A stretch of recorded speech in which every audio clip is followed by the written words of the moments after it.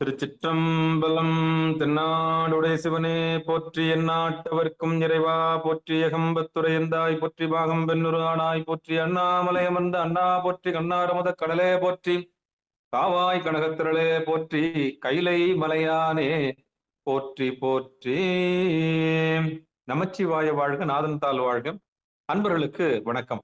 நீங்கள் கேட்டுக்கொண்டிருப்பதும் பார்த்துக் கொண்டிருப்பதும் சிவநெறியே சீரான வாழ்வு தரும் என்கிற டெலகிராம் சேனல் மூலம் வியாழக்கிழமைகள் தோறும் இரவு 8 மணிக்கு இறை அருளால் நிகழ்ந்த அற்புதங்கள் என்கிற தலைப்பின் கீழே மயிலாடுதுறை மாவட்டம் கோமல் கிராமத்தைச் சேர்ந்த சைவநெறி செம்மல் சிவ திரு சேகர் ஐயா அவர்கள் நம்மோடு உரையாற்றி வருகிறார்கள். அவருடைய பொற்பாதங்களையும் நிகழ்ச்சிக்கு வருகை தந்துள்ள அத்துணை அடியார் பெருமக்களுடைய பொன்னார் திருவடிகளையும் மனம் மொழி மெய்களாலே வணங்கி வருக வருக என்று வரவேற்று நிகழ்ச்சிக்குள் இனிதே நுழைவோம். நற்றுணையாவது நமச்சிவாயவே. ஐயா வாங்க.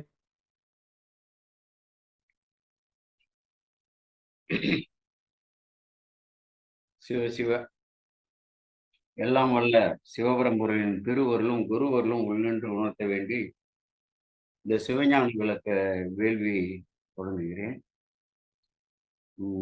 நேற்று முந்தைய நாள் இது மூர்க்க நாயனார் 3ஆம் தேதி மூர்க்க நாயனார் குரு பூஜை நடந்தது. நேற்று சிறப்புலி நாயனார் குரு பூஜை நடந்தது. எதிர் ஒரு 8ஆம் தேதி 8/12/24 அன்று திருவாவடுதுறை ஆதீனம் 23வது குருமகா சன்னிதானம் அவர்கள் சிவனடி கூடியவர்கள். அவர்களுடைய குரு பூஜை நடக்கிறது. 2012 அவர்கள் இறையடி கூடினார்கள். அந்த குரு பூஜைக்கு நிறைய தமிழகம் முழுவதும் இருந்து வருவார்கள். மற்ற குரு பூஜையெல்லாம் அவ்வளவு பார்க்க முடியாது. அவர்களுக்கு ஒரு சிறப்பாக இன்றைக்கும் வருவார்கள். ஏனென்றால் அந்த அளவுக்கு அவர்கள் மக்களோடு கலந்து பழகினார்கள். சாதாரண அதாவது அடியார்கள்னா அவ்வளவு மதிப்பு. நாங்கள்லாம் போனோம்னா அமர வைத்து தான் பேசுவார். இப்பொழுது உள்ளவர்கள்லாம் அப்படி இல்லை. அந்த அடியார்களுக்கு அவங்க ஏழை பணக்காரன் முக்கியமானவர் அதெல்லாம் பார்க்க மாட்டாரு. ஒரு நல்ல ஒரு திருத்தொண்டு செய்யக்கூடியவர்களாக இருந்தால் அவர்களை அமர வைத்து தான் பெருமைப்படுத்தி அப்படியெல்லாம் அவர்கள் அந்த அளவுக்கு இன்றைக்கும் 12 ஆண்டுகள் ஆகின்றது. அங்க கிட்டத்தட்ட ஒரு 700-800 பேர் தமிழகம் முழுவதும் கிட்டத்தட்ட இந்த சிற்றுந்திகளே கிட்டத்தட்ட ஒரு 25-30 கார்களாவது வரும். பல ஊர்களில் இருந்து வருவார்கள். அந்த அளவுக்கு அன்பை விளைவித்து செயற்கரிய பணிகள்லாம் செய்தார்கள். அவர்களுடைய காலத்திலே அனைத்து ஆலயங்களையும் எடுத்து கட்டினார்கள். சில கிட்டத்தட்ட முடிந்து போயிருந்த ஆலயங்கள் எல்லாமே கீழே இருந்து எழுப்பி அதையெல்லாம் அவர்கள் உடம்புழுக்கு கண்டார்கள். மயிலாடுதுறையெல்லாம் 2 முறை செய்து விட்டார்கள். திரு ஆவடுதுறை, மயிலாடுதுறை, திருவிழிமலை எல்லாம் அவர்கள் காலத்திலேயே 2 முறை அதை திருப்பணி செய்து விஷயம்லாம் செய்தவர்கள். இந்த சைவ நன்னறி வகுப்புகள் இருக்கு இல்லையா, இன்னைக்கு தத்துவங்கள் எல்லாம் இருக்கு. அப்புறம் இசை இந்த பயிற்சி எல்லாம் அவர்களால் தொடங்கி வைக்கப்பட்டது. ஆகமங்களை யாருக்கும் சேரக்கூடாது என்று ஒரு இனம் இருக்கிறார்கள். அவர்கள் இது யாருக்குமே சேரக்கூடாது, யாருக்கும் தெரிந்து விடக்கூடாது என்று அந்த கருத்திலே இருந்தார்கள். இப்பொழுதும் அப்படித்தான் இருக்கிறார்கள். அதை உடைத்து இந்த சைவ தத்துவங்கள் எல்லாம் இந்த 14 தத்துவ நூல்களும் எல்லோருக்கும் போய் சென்றடைய வேண்டும் என்று இறைவன் அவருடைய கருத்திலே தூண்டி அதை செயலாக்கம் செய்து இன்றைக்கு தமிழகம் லட்சக்கணக்கான பேர் அதுல பயிற்சி அடைந்திருக்க ஓரளவாவது ஒரு அடிப்படை பயிற்சியாக அடைந்திருக்கிறார்கள் என்றால் அவர்கள் அது காரணம். அது தொடர்ந்து நடந்து வருகிறது. இப்பொழுது கூட இந்த ஆண்டு ஜனவரியிலே அந்த பயிற்சியை திருவாவடுதுறை ஆதீனத்தில் தொடங்குகிறார்கள். அங்கே பக்கத்தில் எங்கே நடக்கிறதோ அன்பர்கள் அங்கே சேர்ந்து பயிலலாம். நாம் என்னென்ன இப்பொழுது இறையருளால் நிகழ்ந்த அற்புதங்களை எல்லாம் நாம் பார்த்து வருகிறோம். திருஞான சம்பந்த பெருமான் சென்ற வகுப்பிலே அங்கே திரு ஆலவாய்க்கு சென்ற அந்த வரலாற்றினை பார்த்தோம். அங்கே மங்கையர்க்கரசி வளவர்கள் பாவை என்று சொல்லி பகிர்ந்து பாடி அங்கே ஆலவாய்க்கு சென்று அந்த ஆலயத்தை சுற்றி வளம் இறைவனை தொழுது அங்கு நீலமாமிடற்று ஆலவாயிலான் பாலதாயினர் ஞாலமாழ்வரே என்று சொல்லி அப்படி பாடியிருக்காரு. அந்த பாடல்கள் எல்லாம் நம்ம பார்த்தோம். அந்த திருப்பதிகத்தை நம்ம இந்த இதில் பார்க்கணும். ஏன்னா அந்த திரு ஆலவாய்க்கு சென்ற அளவுல நாம் எல்லா திருப்பதிகத்தையும் பார்த்தாதான் இதோட அடிப்படையே தெரியும். இந்த ஆலவாயில் இருக்கக்கூடிய அண்ணலோட பெருமை தெரியும். அந்த ஆலவாய் சொக்கர் எப்படி எளிதாக ஞானசம்பந்தருடைய செயலாக்கத்தை எல்லாம் இவர் உயிரறிவிலே மேலோங்கி பெருமானே வந்து இந்த உருவம் வந்து திருஞான சம்பந்தர், அவர் உயிரறிவிலே மேலோங்கி செயல்படுத்தியவர் பெருமான் என்பதை நான் வந்து புரிந்து கொள்ளக்கூடிய அளவுக்கு அந்த திருப்பதிகங்களும், அந்த நிகழ்வுகள்லாம் ஒரு ஆச்சரியப்படத்தக்க அளவுக்கு இருக்கும். ஒரு நம்பிக்கை வாழ்க்கையில நமக்கெல்லாம் அதெல்லாம் உற்பத்தி செய்யும். அப்படிப்பட்ட பெருமைக்குரிய அந்த திருப்பதிகளிலே நாம் வந்து ஒவ்வொன்றாக பார்க்கலாம். இதுல பார்த்தீங்கன்னா, அ திரு இருக்கு குறள். இதுதான் முதல்ல அவர் வந்து போகும்பொழுது அங்க முதல்ல இறைவனை பார்த்து வணங்கி முதல்ல பாடக்கூடிய திரு இருக்கு குறள் 2 அடிகள்ல இருக்கும். குறள் போல இருக்கும். இந்த ரிக்வேதம்னு சொல்றோம் பார்த்தீங்களா? ரிக்வேதம் வந்து இது போல 2 ஈரடியா தான் இருக்குமா. அதனால தான் அதே போல வந்து இருக்கக்கூடிய ஒரு சில பதிகங்கள் பாடியிருக்காரு. திருவாரூர், திருமுதுகுன்றம் இங்கெல்லாம் வந்து பாடியிருக்காரு. அங்க அ வாசி திருவெழிமேல அதேபோல வந்து சில இடங்கள்ல தான் பாடியிருக்காரு. அந்த அளவுக்கு இது பார்த்தீங்கன்னா, ரொம்ப எளிமையாக இருக்கும். ஆனா வந்து ஒரு வித்து போல. இந்த பொருள் பார்த்தீங்கன்னா, அந்த பிரம்மசூத்திரம்னு சொல்லுவாங்க. வேதத்திற்கு வந்து முதல்ல அதுக்கப்புறம் பிரம்மசூத்திரம்னு சொன்னா, வேதத்தில உள்ள கருத்துக்களை எல்லாம் சூத்திரமாக அமைத்தல்ன்னு சொல்லுவாங்க. சூத்திரம்னா விரிக்க விரிக்க பெருகும். அந்த அளவுக்கு ஒரு கருத்து செறிவை உள்ளடக்கி சில சொற்களே பார்த்தீங்கன்னா 3, 3, 6 சொல்லு, 7 சொல்லு, 8 சொல்லு மட்டும் அமைத்து அப்படி வந்து பாடியிருக்கிறார். அதான் திரு இருக்கு குறள் என்று இதற்கு பேரு. திரு இருக்கு குறள்னா, ரிக்வேதம் இருக்கக்கூடிய அந்த ரிக்வேதத்துடைய கருத்துக்கள, அதே அமைப்பில வந்து ஞானசம்பந்த பெருமானால் பாடப்பட்டது என்று அதை பெருமையாக அப்படி சொல்வார்கள். இது குறிஞ்சிப்பண்ல வந்து இங்க பாடியிருக்காரு. முதல் பாடல், "நீலமாம் மிடற்று ஆலவாயிலாம் ஆலதாயினர் ஞாலம் ஆள்வரே."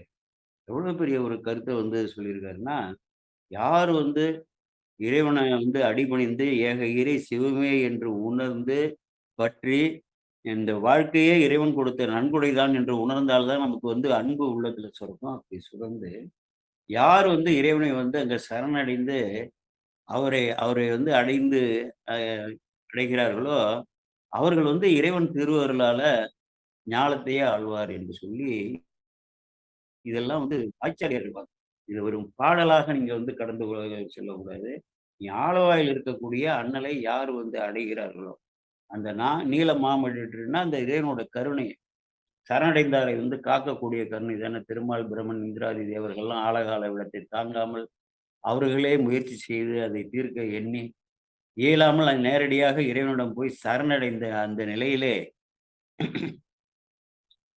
அவர்கள் வந்து காத்தருளினார் இல்லையா? அப்படிப்பட்ட பெருமைக்குரிய சரணடைந்தாரை காக்கக்கூடிய அந்த இறைவனை அந்த ஆலவாயிலே மண்ணி இருக்கக்கூடிய அந்த சொக்கநாத பெருமானை, பாலதாயினா பால்னா இடத்த வந்து குறிக்கிறது. இந்த இடத்துல வந்து இடத்த குறித்தல் என்று அர்த்தம். பாலதாயினார் ஞாலம் ஆழ்வரு, இந்த அரசாழ்வர் என்று சொல்லி ஒரு சொல்றார். யாரு அங்க சொக்கநாத பெருமானுக்கு அடிமையாகி அவர்களுடைய திருவடியை பற்றிக் கொள்கிறாரோ, அவர்கள் சாமீபம்னு கூட அதுக்கு ஒரு பொருள் சொல்லியிருக்காங்க. அதாவது சாமீப நிலை, அதாவது சாமீபம், சாபம், சாமீபம், சாரூபம், சாயுஜ்யம்னு 4ஆ சொல்வார்ல. அதுபோல இறைவனோட அருகாமையில் இருக்கக்கூடிய அந்த நிலையை திருக்கையிலுக்கு செல்வார்கள் என்று அப்படிப்பட்ட ஒரு கருத்து சொல்றாங்க. இங்கே வந்து சரணடைந்தார காக்கக்கூடிய ஆலவாயில் வந்து விரும்பி வீற்றிருக்கக்கூடிய அந்த இறைவனை வந்து அடைந்தவர்கள். பாலதாயினார்னா அங்க இருக்கக்கூடிய இறைவனை வந்து அடைந்து அவருக்கு அடிமைத்தனத்தை கொண்டவர்களாக ஆகிவிட்டால், அவர்களுக்கு என்ன பரிசு கிடைக்கும் அதே போல உயிர்களுக்குன்னா, அந்த உலகத்தையே ஞாலம்னா அந்த அண்டத்தையே ஆளக்கூடிய அப்படிப்பட்ட ஒரு அருள் கிடைக்கும். இப்ப இது யாருக்கு ஞாலம் ஆள்வரேன்னா, நம்ம வீடும் வேண்டாம் விரலின் விளங்கினார் இல்லாம, நம்ம மாதிரிக்கெல்லாம் வந்து தொண்டு செய்யும்ல உலகத்தையும் பற்றிக் கொண்டு, குடும்பத்தையும் பற்றிக் கொண்டு, வாழ்வியலிலும் ஈடுபட்டு கொண்டு, இறைவனையும் ஒரு கையால் பற்றிக் கொண்டு, இயன்ற நேரம்லாம் இறைவனை வந்து பற்றி இருக்கிறோம். நம்ம மண்ணாசை, பெண்ணாசை, பொன்னாசை, ஆச்சரியார் ஆசை இதெல்லாம் வந்து விடாமல் நிறைய பேர் தொண்டு செய்யறாங்க இல்லையா? அதே போல அவங்க உள்ளவர்கள் வந்து உடலை விட்டா, அடுத்தது இதை போல அப்படிப்பட்டவர்களும் இந்த ஆலவாயில வந்து இறைவனை வந்து சரணடைந்து இறை தொண்டுகளை செய்து அவருக்கே அடிமை பாலாதாயினரும் அவருக்கே அடிமையாகி அந்த நிலையை எய்தி விட்டார்கள்னா, நான் வானத்துல வந்து அரசாழ்வார்ன்னு சொல்றாங்க. அரசனாக பூமியிலேயோ வானத்திலேயோ அடுத்த பிறவியில அவர்களுக்கு இந்த ஆசையெல்லாம் போகணும்ல. இறைவனை வந்து அடையணுங்கிறது வந்து சாதாரண செய்தி இல்லையே. அப்ப என்னன்னா, அற்றது பற்றனின் உற்றது வீடுன்னு சொல்லுவாங்கல்ல. பற்று அற்றாதான் அங்க வீடு பேரு கிடைக்கும். அப்ப நல்ல திருத்தொண்டர்களாக இருக்க இன்னைக்கு அப்படித்தானே இருக்காங்க. நெறைய பேர் வந்து பெரிய பீடங்கள்ல இருக்கிறவங்களுக்கெல்லாம் கூட ஆசையெல்லாம் போகலையே. அந்த எல்லா ஆசையும் தான் மண்ணாசை, பெண்ணாசை, பொன்னாசை, ஆட்சி அதிகார ஆசை எல்லாம் போகாமலே இருக்காங்கல்ல. அவங்களுக்கு எப்படி சிவலோகம் கிடைக்கும்? ஏன்னா இந்த மாயாகாரியமான இந்த உலகிலேயே வந்து பற்றி அதிலேயே சுழன்று கொண்டு அவர்களும் வந்து கெட்டு போய் நம்மையும் வந்து ப தொடரக்கூடியவர்களுக்கும் கேடு விளைவிக்கக்கூடிய அளவுக்கு வாழக்கூடியவர்கள். ஆனால் இறைவனுக்கான இந்த பூஜை புனஸ்காரங்கள்லாம் செய்வார்கள். அவர்களுக்கு அந்த உயர்ந்த கிடைக்கும். இங்க என்னன்னா, ஒரு அடிமைத்தனமே அந்த அடிமைத்தனத்துல ஒரு உயர்ந்த நிலையில அங்க இறைவனுடைய திருவடியை போய் பற்றி இதெல்லாம் அங்க பாண்டிய மன்னர்கள்லாம் உடனே இறைவன் திருவடியை தானே பற்றுறாங்க. முடியலன்னா முயற்சி செஞ்சு பார்க்குறாங்க. இடையில இல்லைன்னா நான் சொக்கே துணைன்னு சொல்லி அங்கே சொக்கநாதரை வேண்டி காக்க சொல்லும்பொழுது அவர் காத்து அருள்கிறார்களே. அதே போல அந்த நல்லவர்களாக இருந்து ஆட்சி இறைவன் பால் ஆயிட்டாருன்னா அவர்களுக்கு வந்து அந்த ஆசைகள்லாம் தீரும். ஒன்றும் ஆசை தீர கொடுப்பார் அலங்கல் இடைமேல் வருவார். காசை மலர் போல் மிழற்றார் கடவுர் மயானம் அமர்ந்தார் பேச வருவார் ஒருவர் பெரிய பெருமானடிகளேன்னு சொல்லி அந்த பாடல். அதே போல வந்து என்னன்னா உலகத்தையே ஆள கொடுத்துருவார். உனக்கு ஆசை அவ்வளவு என்னடா நிறைய சொத்து எல்லாம் வேணும்னு ஆசைப்பட்ட சின்ன சின்ன சொத்துக்கு நீ ஆசைப்பட்ட நான் உலகத்தையே கொடுக்குறேன் நீ ஆளுன்னு சொல்லி ஆன சொல் மாலை போதும் அடியார்கள் வானில் அரசாழ்வர் ஆணை நமதேன்னு சொல்றாரு இல்லையா. அந்த வேறு தோழிமகன் சொல்லும்போது ஆன சொல் மாலை போதும் அடியார்கள் வானில் அரசாழ்வர் ஆணை நமதே என்று சொல்லி கேதாரத்தை ஆய்ந்து சொன்ன அருந்தமிழ்கள் 10 இவை வல்லார் வேந்தராகி உலகாண்டு வீடு கதி பெறுவாரு. அதாவது என்னன்னா கேதாரத்துல திருக்கேதாரத்துல ஞானசம்பந்த பெருமான் இறைவனை போற்றி பரவி பாடிய 10 பாடல்களையும் பாட வல்லவர்கள். அப்ப வேந்தராகின்னா அவனுக்கு அந்த வல்லவர்களாக இருக்கிறார்கள். ஆனா உலகியல் ஆசையெல்லாம் விடல. அப்புறம் வேந்தராகி அதுக்கப்புறம் அதுல வந்து சலிப்பு ஏற்பட்டு அதுல இருந்து துறவு பையடிகள் காடவர் நாயனார்லாம் இது வந்து இழிவு என்ற அரசபாரமே இழிவு இறைவனை அடைவதற்கு தடை என்று விட்டு வந்தாங்க. அதேபோல வேதாரத்தை ஆய்ந்து சொன்ன அருந்தமிழில் 10 இவை வல்லார் வேந்தராகி உலகத்தை ஆண்டு அதுக்கப்புறம் சலிப்பு அடைந்து வீடு கதி பெறுவாரே. இது ஞானசம்பந்த பெருமானுடைய வாக்கு. வேந்தராய் உலகால விருப்பின் உனக்கு வந்து என்ன ஆசை இருக்கு? இன்னும் உனக்கு ஆசை இருக்கு, நீ நாட்டையே ஆளணும்னு ஆசைப்படுற, ஆட்சி அதிகாரத்துக்காக விழைந்து கொண்டு போறான் பாரு. சாதாரண ஒரு பஞ்சாயத்து போர்டு உறுப்பினர், கிராம பஞ்சாயத்து ஊராட்சி உறுப்பினருக்கே வந்து ஆயிரக்கணக்கா செலவு பண்றாங்க. 50,000 1 லட்சம் கூட செலவு பண்றாங்கன்னா சாதாரண ஊராட்சி உறுப்பினர். அப்புறம் வந்து நகர பஞ்சாயத்து, அப்புறம் முனிசிபாலிட்டியில அங்க நகராட்சி கவுன்சிலர்னா இதற்கே அற்ப பதவிகள் இதெல்லாம் இன்றைக்கு அந்த அளவுக்கு வந்து விலை போகக்கூடிய நிலையில இருக்கு. அப்படிப்பட்டவர்கள்லாம் என்ன செய்யும்? அப்போ அதை விருப்பம் அவனுக்கு நீ வந்து சிவனை வழிபடுற உனக்கு வந்து வேந்தராகணும்னு விருப்பம் இருக்கு. அவ்வளவுதானே. அது போகல. இது போனாதான் நீ வந்து இறைவனோட திருவடி அடைய முடியும். அதனால முடியாது. அப்படி வேந்தராக வந்து ஆளணும், ஆட்சி அதிகாரத்தோட ஆளணும்னு உனக்கு ஆசை இருக்குதா? அப்படின்னா ஒண்ணு செய்யு. வேந்தராய் உலகால விருப்புரின் பூந்தராய் நகர் மேயவன் பொற்கிழல். பூந்தராய் நகர்ல இருக்கக்கூடிய பூந்தராய்னா சீர்காழியில ஒரு பெயரு. அந்த பூந்தராயில இருக்கக்கூடிய மேயவன் பொற்கிழல் அங்கே விரும்பி வீட்டு இருக்கக்கூடிய இறைவனுடைய பொற்கிழல நீதியால் நினைந்து ஏத்தி உள்கிட. முறைப்படி நீதியால்னா விதிப்படி இறைவனுடைய அந்த திருவடியை போற்றி பரவி மனசுல நினைச்சீங்கன்னா சாதியா வினைதானே உனக்கு வினைகள் எல்லாம் வராது. உனக்கு வேந்தராக இறைவன் வந்து அரசால வைப்பார் என்று சொல்லி அப்படிலாம். இது முதல் பாடல். நீல மாமழிற்று முதல்ல இறைவனோட கருணை தினத்திலிருந்து தொடங்குறாரு. இவர் வந்து எதற்கு போறாரு? இறைவனோட அருள் வேண்டி போறாரு. நீ சரணடைந்தார வந்து காத்தாரியா அந்த பெருமான் அவருதான் இங்க இருக்காரு. எங்க சரணடைந்தார காத்தாரு? அங்க விடம் வந்தோன்னா ஆழகால விடம் வந்தோன்னா சரணடைந்தார்கள் இல்லையா, அவர்களை காத்தாரு இல்லையா, அந்த என்ன அடையாளப்படுத்துறாரு முதல் ஞான சம்பந்தர்கள். அப்படி ஒரு காட்சி கிடைக்குது. அதுதான் அப்படியே வந்து பாடுறாரு. நீல மாமழிற்று ஆளவாயிலான் பாலதாயினர் ஞாலம் ஆள்வரே ஆள்வரே. இந்த உலகத்தையே வந்து ஆள்வார்.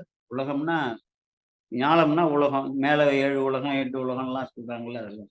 ஞாலம்னா தொங்குதல்னு பேரு. இந்த வானத்துல வந்து தொங்கிட்டு இருக்கு இல்லையா? வெட்ட வெளியில. அதனாலதான் அதுக்கு ஞாலம் என்று பேரு.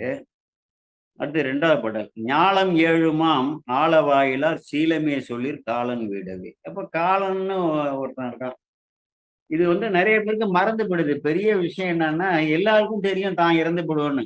ஆனா ஒருத்தனும் நம்புறதில்ல நான் இறந்து போடுவேன்னு. நல்லா நெனச்சு பாருங்க. எல்லாருக்கும் தெரியும். அப்போ வந்து என்ன ஆகுங்கிறது வந்து நம்ப திருமுறைகளை படித்தவருக்கு காலன் வந்து பற்றி செல்வான்ங்கிறது தெரியும்.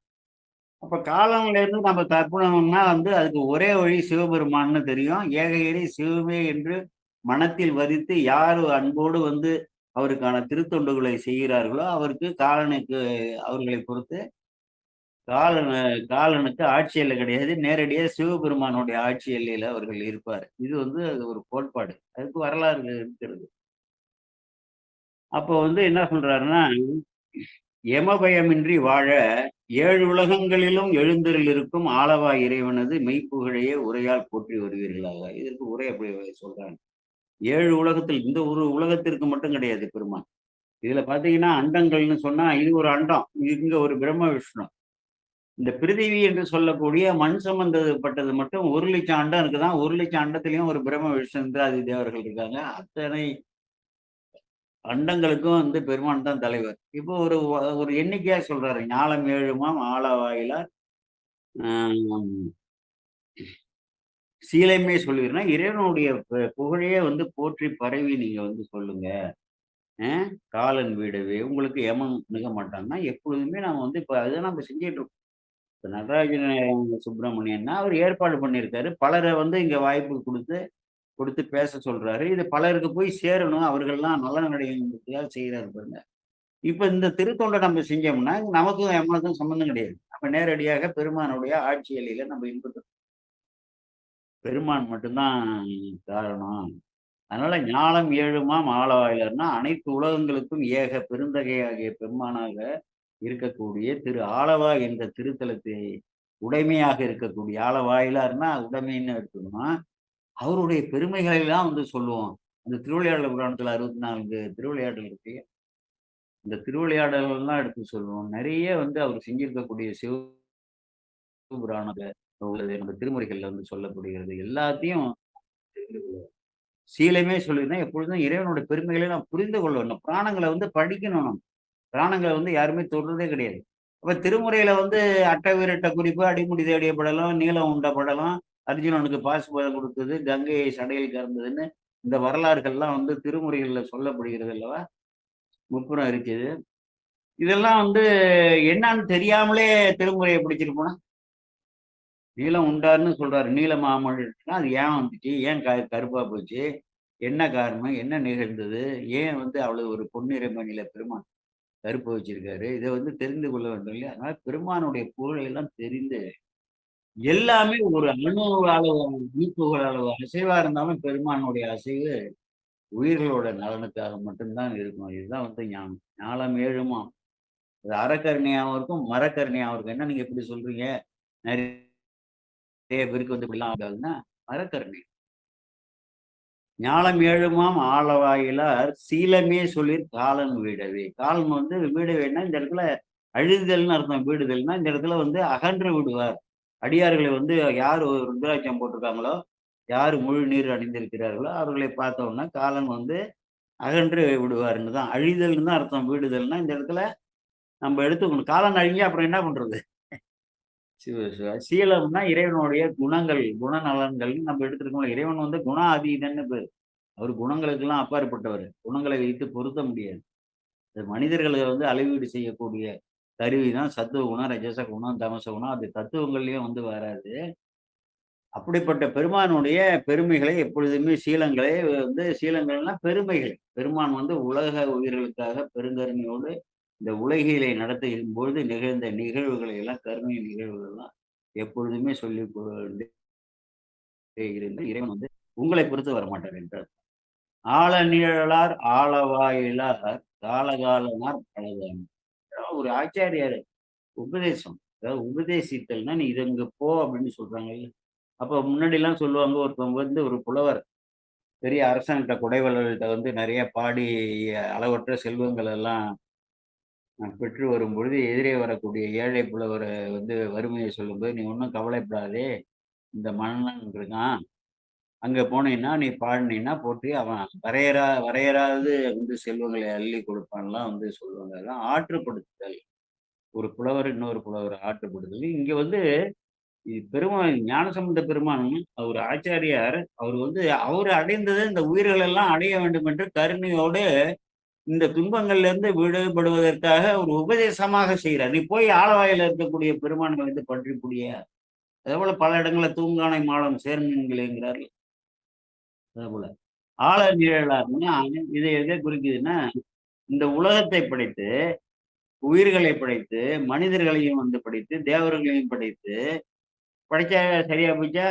இதுல வந்து எப்படி வாழக்கூடிய ஒழுங்குமுறைகள்லாம் இருக்கு இல்லையா? வாழ்க்கையில வந்து வாழக்கூடிய ஒழுங்குமுறை, தள்ளத்தக்கன இவை, கொள்ளத்தக்கன இவை, இது தர்மம், இது அதர்மம் என்று சொல்லி இவையெல்லாம் புரியணும் இல்லையா? வாழ்வியெல்லாம் புரியணும்ல.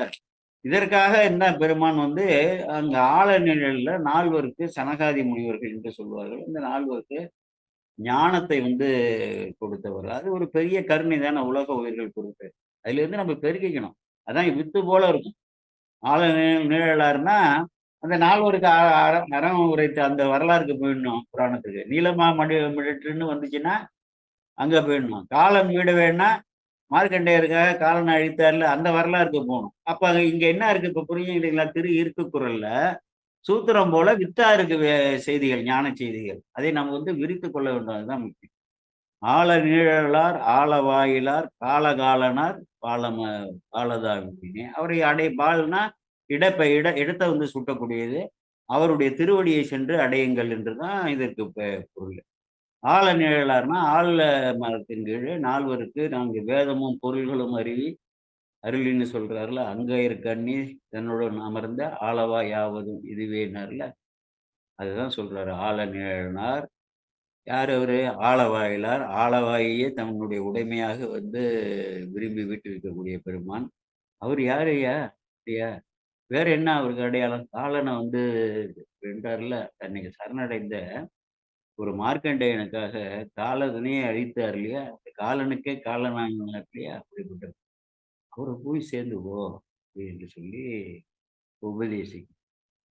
"அந்தமில் புகழ் எந்தை ஆளவாய் பந்தியார் கழல் சிந்தை செய்மினே." அந்தமில் புகழ் அப்படின்னு சொல்லி எல்லை இல்லாத புகழ். எல்லையில் புகழ் எம்பிரான் என்று சொல்லி இவரு பாடியிருப்பார் இல்லையா? நமச்சிவாய பதிகத்துல. இவனுடைய புகழ வந்து குறைக்காது. ஆட்பாளவருக்கு அருளும் வண்ணமும் ஆதி மாண்பும் கேட்பான் புகில் அளவில்லை கிளக்க வேண்டாம். அ அப்ப அந்தமில் புகழ்னா, அவரோட புகழுக்கு வந்து எல்லையே கிடையாதுன்னு அர்த்தம்.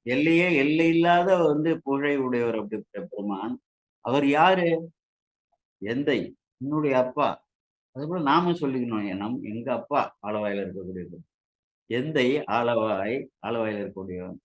பந்தியார் கழல். பந்தியார் கழல்னா, அந்த பந்தின்னா இந்த இடத்துல வந்து இடமாக கொண்டவர்ன்னு அர்த்தம். அப்படிப்பட்ட பெருமானுடைய திருவடியை சிந்தை செய்மினேன்னா, எப்பொழுதும் இடையறாது வந்து சிந்தை செய்யணும்னு தானே சொல்றாங்க. எப்பயுமே இடையறாது இறைவனுடைய திருவடியை வந்து திருவடி என்பது என்னன்னா, எங்கேயுமே நீக்கமற அருவமாக, பேரருவமாக, பேரொளி பிழம்பாக, பேரின்ப பொருளாக நிறைந்திருக்கக்கூடிய இறைவனுக்கு ஒரு அடையாளம். அதேபோல இந்த எப்படி வந்து லிங்கக்குறி அடையாளமோ, அதேபோல உருவத்திற்கு போகும்பொழுது திருவடி வந்து அடையாளம். திருவடியை அடைதல் என்றால், இறைவனுடைய சாயுஜ்ய நிலையிலே போய் கலத்தல் என்று பொருள். அதுதான் நம்ம ஆன்மாவோட இறுதி இலக்கு. அதனால எப்பொழுதுமே இறைவனுடைய திருவடியை சிந்தியுங்கள். இங்க பந்தின்னா நிலை பெற்றிருக்கிறன்னு அர்த்தம். இந்த ஆலவாயில நிலை பெற்றிருக்கக்கூடிய அந்த பெருமான் வந்து அவர் எல்லையில்லாத புகழுக்கு உரியவர். அவருடைய பொருள்களை இப்போ வந்து சொன்னா கேட்க முடியாது. அதான் சொல்றேன். கேட்பான் புகில் அளவில்ல கிளக்க வேண்டாம். அடியார்களுக்கு அவர் எப்படி அருள்றாருங்கிறதையும், அவருடைய புகழையும் கேட்க போனீங்கன்னா, அது இப்போதைக்கு என்னால சொல்ல முடியாதுய்யா அப்படின்னு சொல்றாருல்ல. இந்த மில் புகழ் எந்தை ஆளவாய். அதாவது உறவு முறையில வந்து இறைவனை அணுகிறது. அன்னே உன்னை அல்லால், அத்தா உன்னை அல்லால், ஆயா உன்னை அல்லால் இனி யாரை நினைக்கிறார்ல, ஈன்றாலுமாய் எனக்கு எந்தையுமாய் உன் தோன்றினராய் மூன்றாய் உலகம் படைத்திருந்தான் அனைத்து உள்ளிருக்க தாயும் நீயே தந்தை நீயே சங்கரனே அடியேன் ஆயின் என்பால் அன்பு செய்வான் ஆதரிக்கிறது எல்லாம் ஞாபகம்.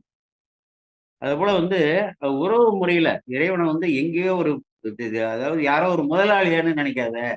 இப்போ நீ ஒரு கம்பெனில வேலை செய்யும்போது அங்க ஒரு முதலாளியா இருக்காரு பாருங்க, அப்படி நினைக்காத. உங்க அப்பா வந்து எப்படி உனக்கு அன்பு செலுத்துவாரோ அப்படிப்பட்ட தந்தை தான் அங்க ஆளவாயில் இருக்காரு. அதனால அவர் வந்து எல்லையில்லாத புகழை உடையவர். அவருடைய நிலையான நிலை பெற்றிருக்கக்கூடிய பெருமானுடைய திருவடியை எப்பொழுதுமே சிந்தை இது வந்து ஆச்சாரியார் உண்மை செய்யுங்கிறாரு பாருங்க. இதை பார்த்துக்கணும் நல்லா. எல்லாமே வந்து உபதேசங்கள் தான் நிறைய வரும். அங்கே போட்டு ஆடல் ஏற்றினான் கூடல் ஆளவாய் பாடிய மனம் நாடி வாழ்மின். இது வந்து திருப்பதிகம் வந்து 94வது பதிகம், முதல் திருமுறையில 94வது பதிகம். ஆடல் ஏற்றினான் கூடல் ஆளவாய் பாடிய மனம் நாடி வாழ்மின்னா, ஆடல்னா ஆற்றல் அடல் விட ஏறும் ஆளவாயம் திருநெற்றுன்னு சொல்றாருல, வெற்றியோடு கூடிய ஆணேருன்னு பேரு அவருடைய வாகனத்தை சொல்றாங்க. ஆடல் ஏற்றினான் அதுல வந்து ஏறக்கூடிய அப்படிப்பட்ட பெருமான். அவருடைய நான்மாடக்கூடல் கூடல் ஆளவாய்னா நான்மாடக்கூடல், அந்த நான்மாடக்கூடல்ல இருக்கக்கூடிய ஆளவாய் என்ற திருத்தலத்திலே வீற்றிருக்கக்கூடிய பெருமான். அவருடைய பெருமைகளை பாடியே மனம் நாடி வாழ்மை. எப்பொழுதுமே பெருமானுடைய புகழ்களை எல்லாம் இசைத்து வந்து பாடுங்கள். வல்லவாறு இசைத்து பாடுங்கள், இயன்றவாறு இசைத்து பாடுங்கள்.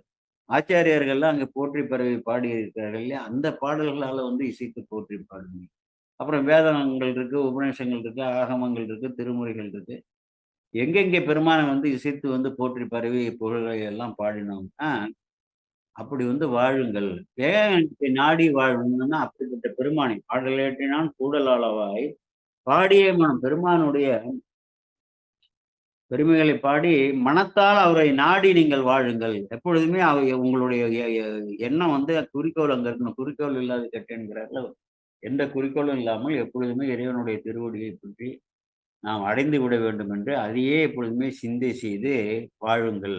அப்படிப்பட்ட வாழ்க்கையை நீங்கள் வாழ்ந்தீர்கள், இறைவனுடைய திருவடியை அடையலாம். இறைவனுடைய அருளுக்கு ஆளவாக அண்ணல் ஆளவாய் நன்னினான் தனை எண்ணியே தொழ திண்ணமின்.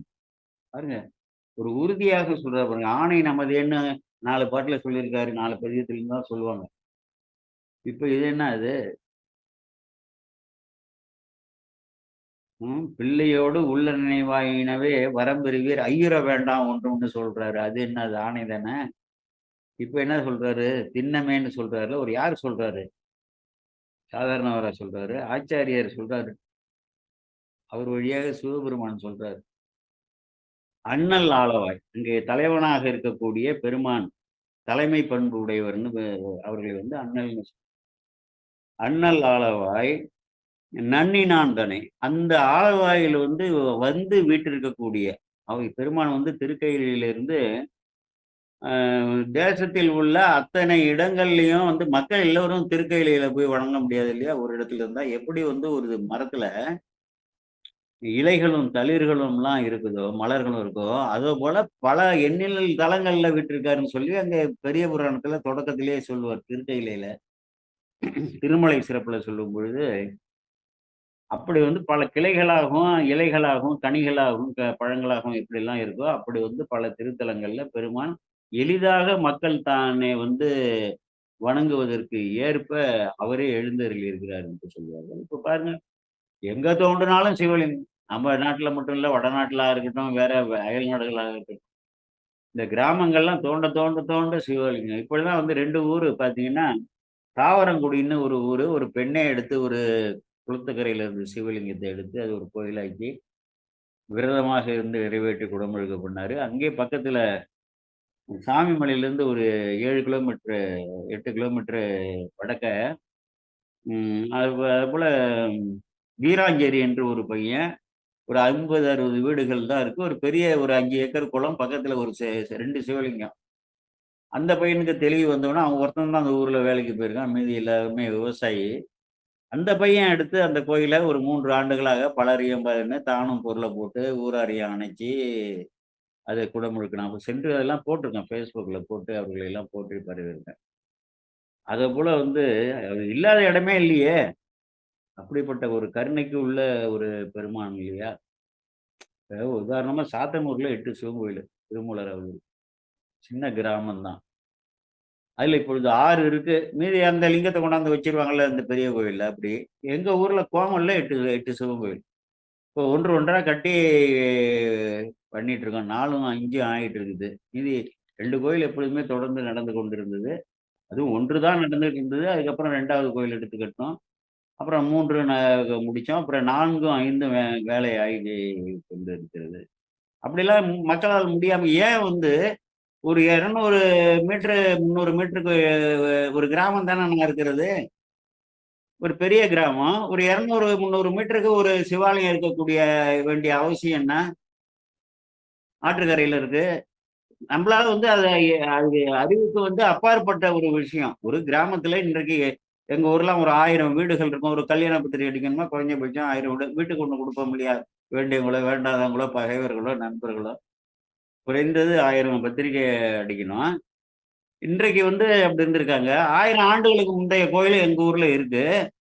அப்ப வந்து ஒரு 300 குடும்பம் இருக்கும். 300 குடும்பத்துக்கு 8 சிவாலயம் இருக்கு. அறிவுக்கு அப்பாற்பட்டது. பெருமான் வந்து எளிதாக மக்கள் வந்து தன்னை வணங்கி செல்ல வேண்டும் என்று குறிகளும் அடையாளமும் சொல்லி அப்பர் சொல்வார்ல, ஒரு எங்கே நிறைந்திருக்கிறவர் ஒரு லிங்க குறியாக வந்து அமர்ந்து தன்னை வழிபடும் மக்களுக்கு அருள். அப்படிப்பட்ட பெருமான். அண்ணல் ஆளவாய் நன்னினாந்தனை அவர் வந்து தான் இங்க வீற்றிருக்கிறார். பெருமான் எதற்காக நன்னினார்னா வந்தாருன்னு தானே அர்த்தம். நண்ணுதல்னா அடைதல்னு அர்த்தம். அங்க வந்து நிலை பெற்று இருக்கிறாரு. அவரை எண்ணியே எப்பயுமே அவருடைய சிந்தையில வந்து சிந்தையே கோயில் கொண்ட எம்பெருமாங்கிறாருல, சிந்தைப்பார் அவர் சிந்தையுள்ளான்னு சொல்லி சிந்தையிலேயே ஒரு கோயிலை கட்டி அங்க இருக்கக்கூடிய ஆலவாய் ஈசனை நீங்க வணங்குறீங்களோ, காஞ்சியில இருக்கிற ஈசனை வணங்குறீங்களோ, ஏதோ ஒரு ஈசனை வந்து மனசுல வந்து தரிச்சு எப்பயுமே அந்த பெருமானை வந்து இந்த மூலவரை உள்ளத்துல வாங்கி அந்த வடிவத்தை அபிஷேக ஆராதனை எல்லாமே பண்ணலாம்ல வாயிலா இருந்தீங்க. அண்ணல் ஆளவாய் நன்னினாண்டனை எண்ணியே தொழ ஏகாரம் உறுதி பொருளாக சொல்றாரு. எப்பயுமே வந்து நீ சிந்திச்சுக்கிட்டு இருந்தீங்கன்னா எண்ணியே வந்து தொழன்னா மனசால் தொழு. இப்ப எண்ணத்தால தொழுறதுன்னா எப்படி சொல்றது? ஆலவாயில இருக்கக்கூடிய ஈசனை போய் நேரா வணங்கிட்டு வரோம். அல்லது வணங்கிட்டு வந்ததுக்கு அப்புறம் என்ன பண்றோம்? அதை நினைக்கணும். அங்க இருக்கக்கூடிய அந்த ஆலயத்தோட வடிவம், அதோட அமைப்பு இதெல்லாம் நினைச்சு அதை நினைச்சாலே புண்ணியம். கோபுரத்தை நினைச்சாலும் புண்ணியம், விமானத்தை நினைச்சாலும் புண்ணியம், திருக்குளம் தீர்த்தம் இருக்கு, பொற்றாமரை குளம் புண்ணியம். அங்கே இருக்கக்கூடிய வீட்டில் இருக்கக்கூடிய மையப்புள்ளியாக வீட்டிற்கக்கூடிய பெருமானை எப்பொழுதுமே சிந்தித்து சிந்தையார் தொழ நல்குமார் அருள் நம்பனேன்னு வருது இல்ல, சிந்தையார் அது போல எண்ணியே தொழ என்னையா கிடைக்கும்? திண்ணம் இன்பமே. உனக்கு வந்து இன்பம் வந்து உறுதியா கிடைக்கும். எவ்வளவு பெரிய ஒரு ஆச்சாரியர் உபதேசம் பாரு. நல் ஆளவாயில் அந்நினாந்தனை எண்ணியே தொழ திண்ணம் இன்பமே. உறுதியாக உனக்கு வந்து இன்பம் கிடைக்கும். இதை போல வந்து ஒரு உறுதியாக யாரு எந்த ஆச்சாரியார் வந்து சொல்லுவாரு? வேற்று மதங்கள்லாம் வந்து சொல்லுவாங்களா? பொதுவா சொல்லிட்டு போவாங்க. இப்படி வந்து ஒரு இறைவாக்காக வந்து உறுதி பொருளாக சாதித்து எப்படி யார் சொல்லியிருக்கா? அடுத்து 7வது பாடல். அம்பன் ஆளவாய் நம்பனார்கழல் நம்பி வாழ்பவர் துன்பம் வீடுமே. யாரு வந்து அம்பன் ஆலயம்னா பொன்மயமாக இருக்கக்கூடிய அந்த ஆலவாயை சொல்றார். அம்பன் ஆலவாய் நம்பனார்கழல் அதாவது அழகிய பொன்மயமான ஆலவாய் திருக்கோயிலில் விளங்கும் இறைவனுடைய திருவடிகள். நம்பனார்கழல் நம்பி அதாவது இவர் தான் நம்பனார்னா நம்பிக்கைக்கு உரியவர் தலைவர். நம்பி நம்பின்னு மெய்யை முற்றப்பொடி பூசியோர் நம்பின்னு சொல்லி ஒரு திருப்பதியுமே சுந்தரமூர்த்தி சாமிகள் பாடி 12,000 பொண்ணு இல்லையா? அது போல தலைவர் நம்பிக்கைக்கு உரியவர் அழகியர்னு அர்த்தம். அழகிய பொன்மயமான ஆலவாய் திருக்கோயிலில் விளங்கும் இறைவனுடைய திருவடிகளே நமக்கு சார்வாகும் என நம்பி வாழ்பவரின் துன்பம் நீங்கும். அப்போ வந்து ஏகப்பட்ட துன்பம் வாழ்வியல்ல இருக்க, உனக்கு நீ ஒன்றும் கவலைப்படாத. பொன் போன்ற அந்த ஆலவாய் இருக்கு இல்லையா? அம்பன் ஆளவாய் அங்க இருக்கக்கூடிய நமது தலைவனாகிய நம்பனாராகிய பெருமானுடைய திருவடியை நீ வந்து நம்பி, இந்த திருவடியை நான் வந்து பற்றினால் நமக்கு பெருமான் அருளுவார் என்று சொல்லி நம்பிக்கை வேணுங்கிறது. இதுல முக்கியமா வந்து நிறைய பேருக்கு நம்பிக்கை இருக்கிறது. இதுதான் நிறைய திருமுறைகள் படிக்கிறாங்க, போறாங்க. இது கிடைக்குமா, கிடைக்காதோ, ஆகுமா, ஆகாதோ, இருந்தாலும் வந்து கும்பிட்டு வைப்போம். இல்ல கும்பிடாம இருந்தா வந்து நமக்கு நன்மை விளையாம போயிடுதோ, துன்பம் வருமோ, வந்தாலும் வரும். இருந்தாலும் ஒரு வழிபாடு ஒண்ணு பண்ணி வைப்போம்னு அப்படி இருந்துட்டு அதோட மறந்துடுறது. அப்ப வந்து நம்பிக்கையே இல்லாம வழிபட்டீங்கன்னா பயன் கிடைக்காது என்பதை தான் வந்து சொல்றாங்க. நம்பி வாழ்பவர். உன்னுடைய வாழ்க்கையில வந்து இறை நம்பிக்கை முக்கியமாக இருக்கணும். ஆழ்ந்த நம்பிக்கை இருக்கணும்.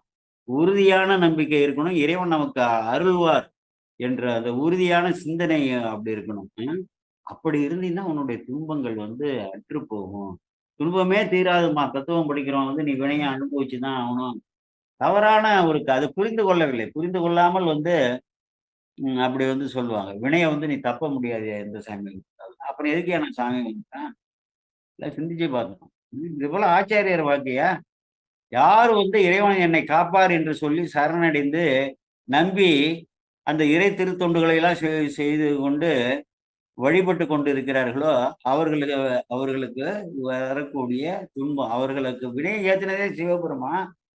எதற்கு வந்து இது வினையை ஏத்துறார், நல்வினையும் தீவினையும் தன்னை வந்து அடையணும்னு நீ அவரே அடைந்து அவரே இறைவனாக கருதி அவருடைய திருவடியை பற்றிவிட்டா அப்ப என்ன செய்ய முடியும்? அவரு அந்த வினையை எதற்கு பயன்படுத்த போறாரு? துன்பத்தை எதற்கு கொடுக்க போறாரு? துன்பம் வந்து விலகி போயிடும். இறைவனோட திருவுருவத்தை உள்ளத்துல அடைச்சாலே எல்லாம் நட்சத்திரங்கள், கோள்கள், திசை தெய்வங்கள் எல்லாரும் போயிடுவாங்கன்னு சொல்லி விலகிடுவாரு, ஆசி கூறுவார்னு ஆச்சாரியர் வாக்கு. அதனால இங்க இருக்கக்கூடிய பெருமானுடைய திருவடியை யார் வந்து நம்பி வாழ்கிறார்களோ அவர்களுடைய துன்பம் நம்பிக்கை உரிய இறை நம்பிக்கை உடைய ஒரு வாழ்க்கை வேண்டும் என்பது ஆச்சாரியர் உபதேசமாக உலக உயிர்களுக்கு ஞானசம்பந்த பெருமான் இங்கே சொல்வதாக நாம் எடுத்துக்கொள்ள வேண்டும். அடுத்தது இராவணனை அடர்த்த வரலாறு. அரக்கனார் வலிமை நெருக்க அளவாய் நெருக்கி அந்த லேசா அப்படி நினைக்கிறாரு அவ்வளவுதானே, நெருக்கியவர்னு அர்த்தம். நெருக்கன் அளவாய் உரைக்கும் உள்ளத்தாருக்கு இரக்கம் உண்மையே. யாரு வந்து இப்படி இறைவன் அந்த மலையை தூக்கணும்னா வந்து லேசாக அடர்த்தாரு. அவனுடைய 20 கரங்களும் 10 தலையும் நொறுங்கி அதுக்கப்புறம் சாமகீதம் பாட 5 எழுத்து உரைக்க இறைவன் வந்து இறங்கி அவனுக்கு அருள் கொடுத்தார் என்று இந்த அருள் வரலாறுகளை எல்லாம் நினைக்கிறாங்களோ. அருவன் கரக்கனார் வழி நெருக்கன் அளவாய் உரைக்கம் உள்ளத்தாருக்குன்னா அவருடைய பெருமைகளை அந்த நிகழ்வை மண்ணுலகில் வாழ்வார்கள் பிழைத்தாலும் வந்தடையின் கண்ணுதலான் பெருங்கருணை கைக்கொள்ளும் என காட்ட எண்ணமிலா வல்லரக்கன் எடுத்து முறிந்து இசைப்பாட அண்ணல் அவருக்கு அருளிய ஆக்கப்பாடு அருளி செய்வார் என்று சொல்லி ஏன் 8வது பாடல்ல ஞானசம்பந்த பெருமான் அரக்கனாகிய ராவனுடைய வரலாறை வைத்திருக்கிறார் என்று கேட்கிறார் பெருமான் சொல்றாரு.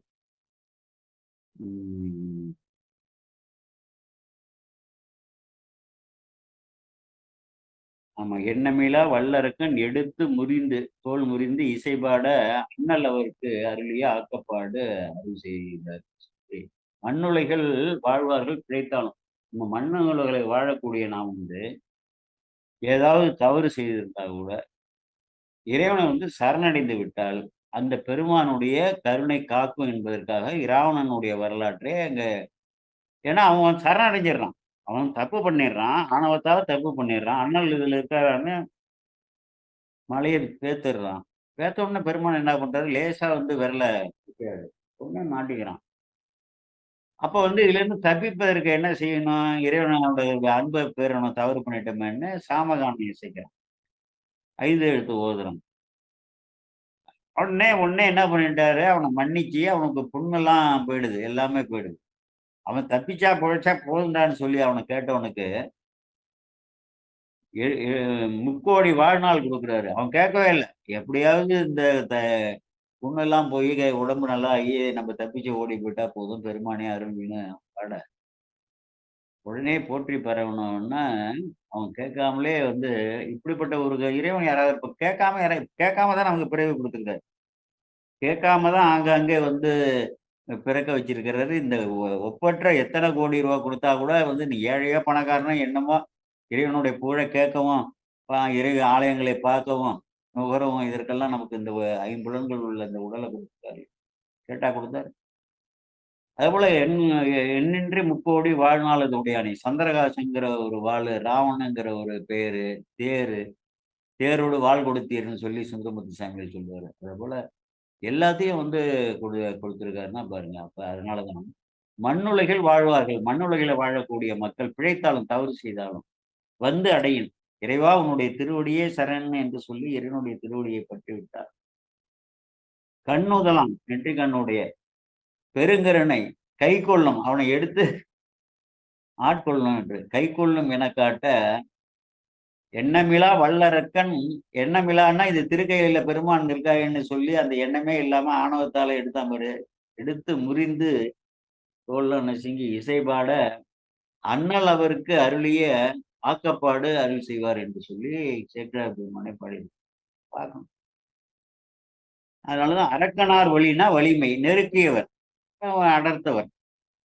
அந்த பெருமைகளை வந்து முழுமையாக புரிந்து கொண்டு அங்க என்ன நிகழ்ந்தது என்று அந்த புராண செய்திகளை நீ முழுமையாக உள்வாங்கி அப்படியே உள்ளத்திலே வந்து திரைப்படம் போல காட்சிப்படுத்தி உள்ளத்துல இருத்தி இதை வந்து பிறருக்கு வந்து எடுத்து சொல்லக்கூடிய அந்த நிலை ஏற்பட்டதுன்னா உரைக்கும் உள்ளத்தாருக்கு இரக்கம் உண்மைன்னா பெருமானுடைய இரக்கம் அவர்களுக்கு கிடைக்கும். அவர்கள் மீது இறக்கப்பட்டு பெருமான் அவர்களை பாவங்களை எல்லாம் நீக்கி அவர்களை எந்த அளவுக்கு உன்னத நிலைக்கு உயர்த்துவாரோ இது சத்தியங்கிறது உண்மைதான். அருவன் ஆளவாய் மருவினாந்தனை இருவர் ஏத்த நின்று உருவம் என்று மாலையன் அடிமுடி தேடிய அந்த பருவத்தை அண்ணாமலை அந்த காட்சி அதை காட்சிப்படுத்துகிறார். அருவன் ஆளவாய்னா பெருமானுக்கு உருவமே கிடையாது. இப்ப இங்க 5 பூதங்கள் இருக்கு இல்லையா? வானம், புவம், வளி, புனல், கனல், புவின்னு சொல்லி வானம் வந்து அருவம்னா இது மாயாகாரியத்தில் உள்ள அருவம். அந்த அருவம் இல்லை, அது பேரருவம். வெளிக்குள் வெளி கிடந்த பெருமான் இல்லையா? சொற்பதமும் கடந்து நின்ற சொல்லற்கரிய சூழலா இதுவும் தன்மைங்கிறது வெளிக்குள் வெளி கிடந்த தன்மை.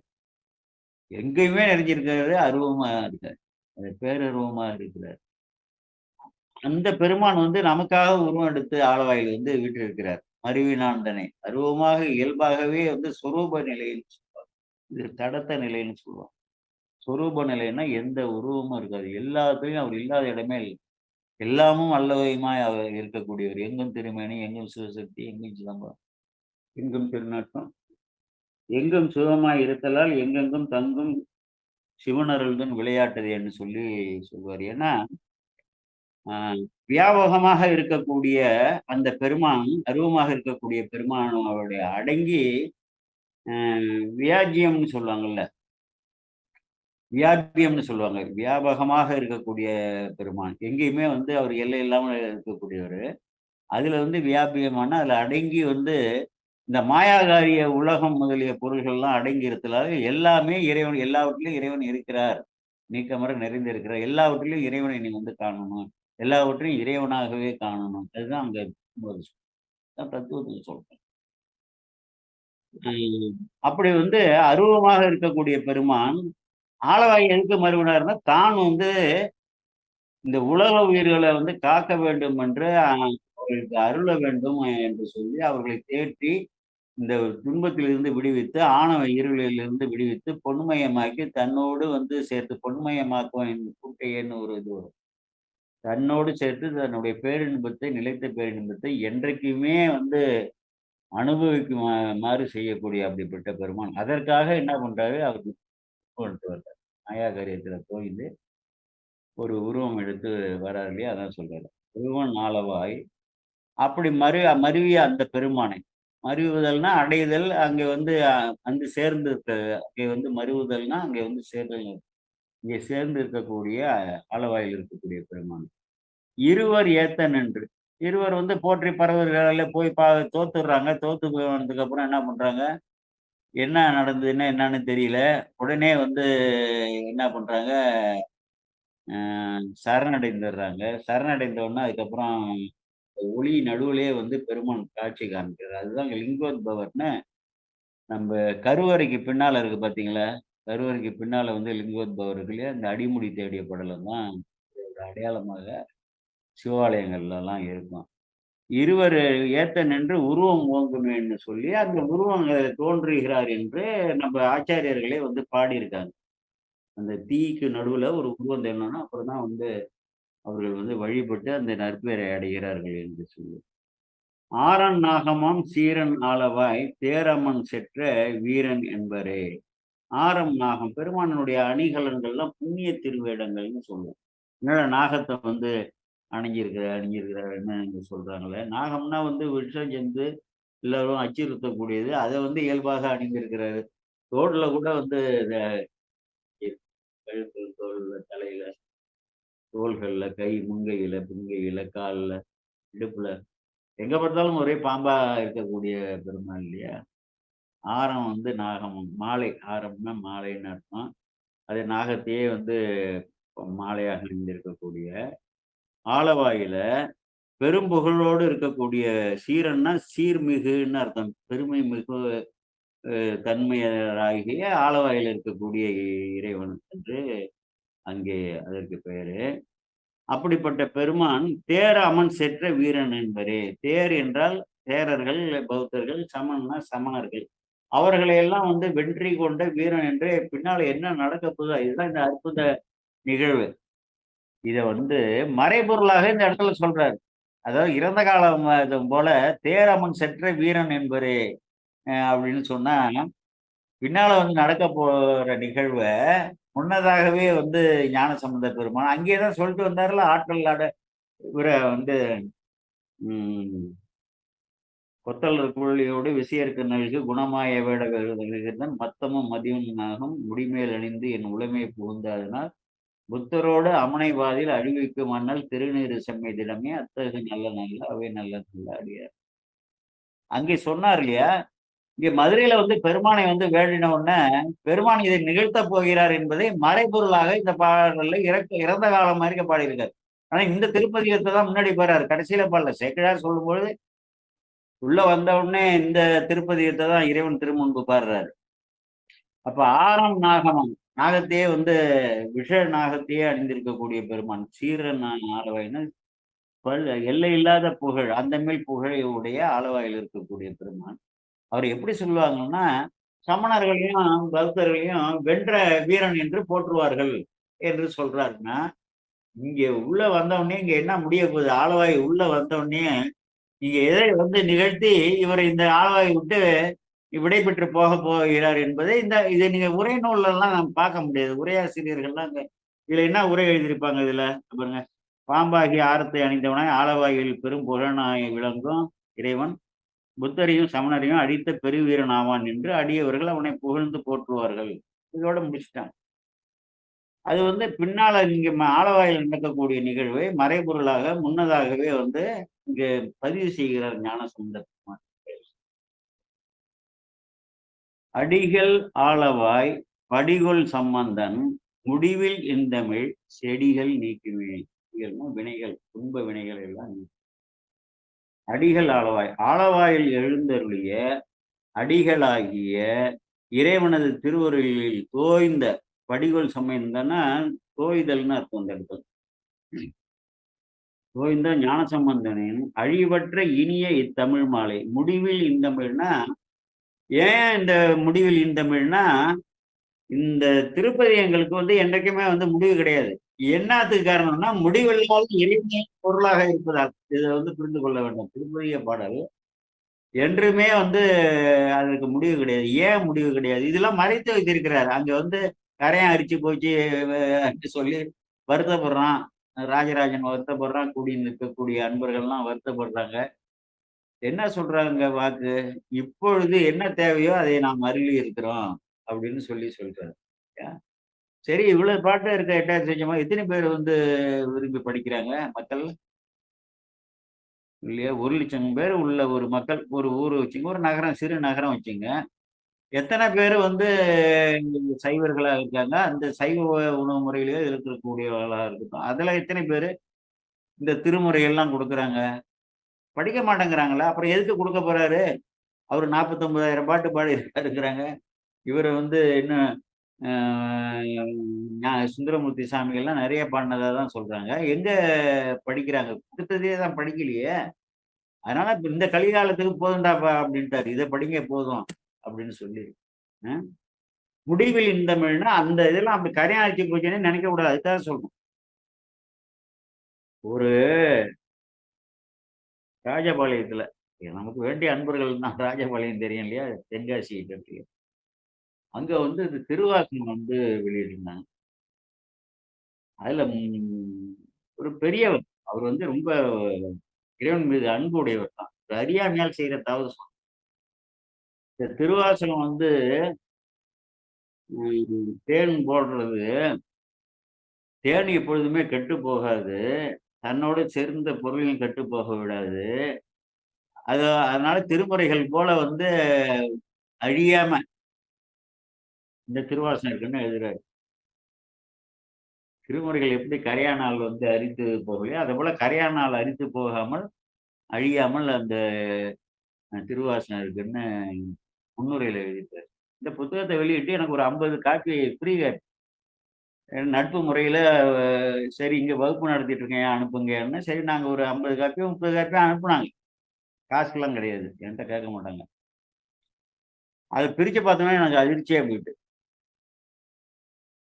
அதிர்ச்சியா போயிட்டு உடனே இத்தனை பேர் அடியார்கள் திருக்கூட்டம் இருக்காங்கல்ல. அங்க கிட்டத்தட்ட நான் வந்து சைவ நெறி என்ற வகுப்பு வந்து இந்த நூலை இலவசமா கொடுத்து அங்க வகுப்பை தொடங்கி வைக்க போனோம். ஒரு 200 பேர் கிட்டத்தட்ட ஒரு கல்யாண மண்டபத்துல வந்திருந்தாங்க. என்கிட்ட சொல்றது வந்து ஒரு 2012, 13ல இந்த நிகழ்வு. அதன் பிறகு தொடர்ச்சியாக அங்க உள்ளவர்களோட தொடர்பு எல்லாம் இருக்கு. இப்ப பேரெல்லாம் சொல்லக்கூடாது. அப்புறம் நான் உடனே ஃபோன் பண்ணி, தவறான கருத்து அதில இடம் பெற்றிருக்கியா, உடனே அத வந்து அழிச்சிருங்க. இந்த ஒயிட் வச்சு எடுக்குறாங்கல்ல. இதுக்கப்புறம் வந்து இல்ல சார் புக்கெல்லாம் நெறைய குடுத்து விட்டோம் அப்டின்னாங்க. அப்புறம் ஒரு 2, 3 மாசத்துல அவரு வந்து ஒரு சின்ன ஆக்சிடென்ட் கால் வந்து ஃப்ராக்சர் ஆகி பெரிய துன்பப்பட்டார். நம்ம இதற்கும் அதற்கும் வந்து தொடர்பு படுத்தி பார்க்கக்கூடாது. அபுத்தி பூர்வமா பண்ணா கூட ஏன்னா இந்த ஆச்சாரியார்களுக்குள்ள ஒப்பிட கூடாதுன்னு சொல்றேன். ஞானசம்பந்தர் உயர்ந்தவரா, சுந்தரமூர்த்தி சாமிகள் உயர்ந்தவரா, மாணிக்க வாசகர் உயர்ந்தவரா, நாவுக்கரசர் அதெல்லாம் ஒப்பீடு செய்ய நம்ம யாரு?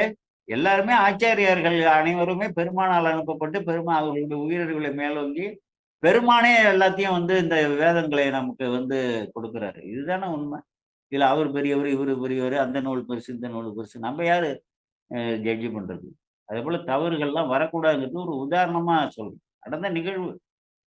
அதனாலதான் அது ஏற்பட்டதுன்னு நான் சொல்லல. தயவு செஞ்சு அப்படி எடுத்துக்க கூடாது. ஆனா நடந்த உண்மையை சொல்றேன். பதிவு செய்யுறேன். ஏன்னா எல்லாருமே நமக்கு வேண்டியவர்கள் தான். எல்லாருமே பகையோ இதோ கிடையாது. இது ஒரு தவறு பண்ணாங்க, சுட்டுனேன். அது போல ஒரு நிகழ்வு நடந்தது. அதனால நம்ம தவறுக்கு வந்து இடம் கொடுக்கக் கூடாதுங்கிறது ஒரு எச்சரிக்கையா கூட நம்ம அப்படி எடுத்துக்கலாம். இது இந்த திருப்பதிகம். நான் அப்புறம் என்ன சொன்னாரு திருக்கடைக்காப்புல? முடிவில் இந்தமிழ். முடிவில்னா என்றைக்குமே இருக்கக்கூடியது. என்ன காரணம்னா, பெருமானையே வந்து பொருளாக தாங்கி இருக்கக்கூடியதால இந்த திருப்பதிகங்களுக்கு என்றைக்குமே முடிவு கிடையாது. அதாவது திருப்பதிகங்களில் சொல்லப்பட்ட வேத ஞானம் என்றைக்குமே முடிவில்லாதது. உலகமே அழிஞ்சாலும், எல்லாமே அழிஞ்சாலும், நூல்கள்லாம் அழிஞ்சாலும், அது வித்து போல வந்து பெருமானோடயே இருக்கும். எப்ப வேணுமோ அப்ப விரியும். தெரியுதா? என்னடா அப்புறம் புத்தகம்லாம் வேதங்கள்லாம் உலகத்தையே அழிச்சிடுறாரு, எல்லாம் பொடியா போயிட்டு, அப்ப வேதம் எங்கடா இருக்குன்னா, எங்கே இருந்து விரிந்ததோ, எங்கே இருந்து உற்பத்தியானதோ, அங்க அங்க வித்து இல்லாம எப்படி விளையும்? இந்த வேதங்கிற வித்து முன்னதாக இருந்து, அதை பெருமான் வெளிப்படுத்தினது தான் வெளிப்படுது. அங்கே போய் அது வந்து சூஷ்ம நிலைக்கு போயிடும். அதுக்கப்புறம் வரும். அதான் முடிவில் இந்தமிழ். முடிவில்லாத இந்தமிழ் செடிகள் நீக்குமேன்னா, இந்த வினைகளை, தீவினைகளை எல்லாம் நமக்கு வராமல் நீக்கும் என்று சொல்லி ஒரு அற்புதமாக இந்த திருப்பதிகம் பாடியிருக்காரு. அந்த திருப்பதிகம் பாடிட்டு, அதுக்கப்புறம் போன வாரமே சொல்லிட்டேன்னு சொன்னேன். மங்கையர்க்கரசி எல்லாம் பார்த்ததெல்லாம் சொல்லிட்டேன்னு நினைக்கிறேன். இது லேசா மேல சொல்லுவேன். நீலமாமிழற்று ஆளவாயின நிலவும் மூலமாகிய திரு இருக்கு குறளாம். என்றும் நிலவக்கூடிய மூலங்கிறாரு. அந்த திரு இருக்கு குறள்ல 2 வரி இருக்குன்னு யாருமே பார்க்க மாட்டாங்க. அதுதான் பெரிய தப்பு அது.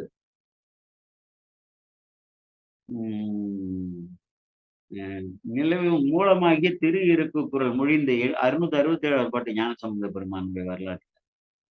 சீலமாதவர் திருத்தொண்டர் தம்முடன் திளைத்தார் சாலும் மேன்மையில் தலைச்சங்க புலவனார் திருமுன்னா தலைச்சங்க புலவனார் ஆகிய சிவபெருமான் மன்னன் என்று பெருமைக்குரிய அந்த பெருமான் மன்னன் இதை பாடி அந்த இன்பத்தில் திளைத்தார் என்று சொல்லியிருக்காரு. சேர்ந்தும் இன்னிசை பதிகமும் திருக்கடை காப்பு சாத்தி நல்லிசை தன் தமிழ் சொல்மாளர் மாலை பேர்த்தோம். அது இன்னொரு திருப்பதிகம் பாடினதா சொல்றாரு. அது கிடைக்கல நமக்கு. தன் தமிழ் சொல்மலர் மாலை பேர்த்தோம். அப்படிப்பட்ட குளிர்ந்த தமிழ் சொல் மலர்களை மாலையாக தொகுத்து பாடி இன்புற பாடி வெண்பிறை அணி சென்னி மூர்த்தியார்கள் பரவிய திருமுன்றில் அணி இறைவனுடைய போற்றி பேரவை விடைபெற்று அங்க முன்னாடி வராரு. அப்பதான் ஞான சம்பந்தர் வரும்பொழுது, பெரிய ஆச்சாரியர்கள் வரும்பொழுது நம்ம ஒரு இதுக்கு அங்கே இடைமறிக்க கூடாது. எதை நோக்கி அவர்கள் வருகிறார்களோ அதற்கு இடையூறு இருக்கக்கூடாது என்பதற்கு நம்ம கூட என்ன பண்ணுவோம், யாராவது சாமி கும்பிட வருவோம், வாசல்ல வழி மறிச்சு பேசிட்டு இருப்போம். அதெல்லாம் பாக்குறோம் இல்லையா? என்னங்க வாங்க, நல்லா இருக்கீங்களா? பாப்பா அமெரிக்காவில் இருக்கு, எப்படி இருக்கு, அதுக்கு என்ன எத்தனை குழந்தை இருக்கு, என்ன படிக்குதுன்னு இப்படி போயிடுறது. அது தவறு. ஏதாவது வழிபாடு போனாங்கன்னா வழிபட்டுட்டு மீள வரும்பொழுது நம்ம பேசலாம். நீ வழிபட்டுட்டு வாங்க, நான் இருக்கேன் அப்படின்னு சொல்லி. அதுதான் சொல்றாரு. அது அப்போ பிள்ளையார் எழுந்தருளி முன் புகுதும் அப்போது முன்னதாக இறைவனை காண்பதற்காக ஞானசம்பந்த பெருமான் ஆலயத்திலே எழுந்தருளி இறைவனை நோக்கி அங்கே போகும் பொழுது வெள்ள நீர் புதி வேணியார் தம்மை தொழும் இருப்பார். இந்த கங்கை ஆற்று கடையிலே வைத்திருக்கக்கூடிய பெருமானை தொழும் விருப்பத்தால பிள்ளையார் அங்கே அணைந்து அங்க போகும் பொழுதில் உள் அணைந்திட எதிர் செல்லாது. அவர் உள்ள வரும் பொழுது எதிர் செல்லாது. ஞானசம்பந்த பெருமான் எதிர் சென்று அங்கேயே வணங்கி, நான் தான் மங்கையர்க்கரசியார், இந்த நாட்டோட ராணி, வருக வருக என்று உங்களை எதிர்கொண்டு அழைக்கிறேன், நான் தான் குலச்செரியார் அனுப்பின உங்களை, இப்படிதானே நம்மளாம் சொல்லுவோம். அவர் எதிர்க்கவே போகக்கூடாது, வழிபடும் போது நம்ம இடைப்படக்கூடாதுன்னு சொல்லி இந்த அம்மாவோட கருணை. உள் அணைந்திட எதிர் செல்லாது ஒரு மருங்கு ஒதுங்கும் தெல்லு நீர்விழி தெருவையார் சென்று முன்பெய்த. இவர் மீள இறைவனை வணங்கி போற்றி பரவி 2 திருப்பதிகங்கள்லாம் பாடிட்டு மீளவும் வெளியில வர்றதுக்காக வராங்க. அப்போ இந்த அம்மா மருங்கின் மந்திரியார் பிள்ளையார்கள் வணங்கி அப்படி எதிர்க்க வராங்க. எதிர் வரும்பொழுது பக்கத்துல பிள்ளை இவர் வர்றாருல, மந்திரியார் வர்றாருல, அவர் ஞானசம்பந்த பெருமானுடைய திருவடியை வணங்கி சொல்றாரு, கருங்குழல் கற்றை மேல் குவி கைத்தளிர் உடையார். இந்த கரிய கூந்தலுக்கு மேல கைத்தளிர்களை குவித்து இருக்கிறாங்களே அவங்க என்ன சொல்றாரு, கையாறு பருக்கை யானை வாழ் வளவர்கோன் பாவையார் என்று சொல்லி இந்த யானைகள் வாழக்கூடிய வளவர்கோனாகிய அந்த சோழ மன்னனுடைய பெண்ணு அப்படின்னு சொல்றாரு. பாண்டியனோட மனைவின்னு சொல்லுங்க பாருங்க அறிமுக. பருக்கை யானை வாழ் வளவர்கோன் பாவையார் என்ன பெருங்களிப்புடன் விரைந்து எதிர் பிள்ளையார் வந்தார். விருதுக்காக தெரியுமா, மணிமுடி சோழன் தன் மகளான்னு தான் அங்க பாடிட்டார் இல்லையா? அந்த சோழ மன்னன்னு நீங்க போற்றி பரவி பாடினீங்களா, அந்த மங்கையர்க்கரசியார் தான் இவருங்காரு.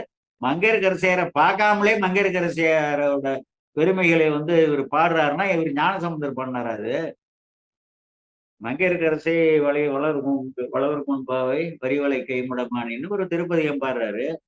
மங்கையர்க்கரசியார பார்த்ததே இல்லை, அவர்களுடைய உருவம் எப்படி இருக்குன்னு தெரியாது, அவருடைய குணநலன்கள் எப்படி இருக்குன்னுலாம் தெரியாது.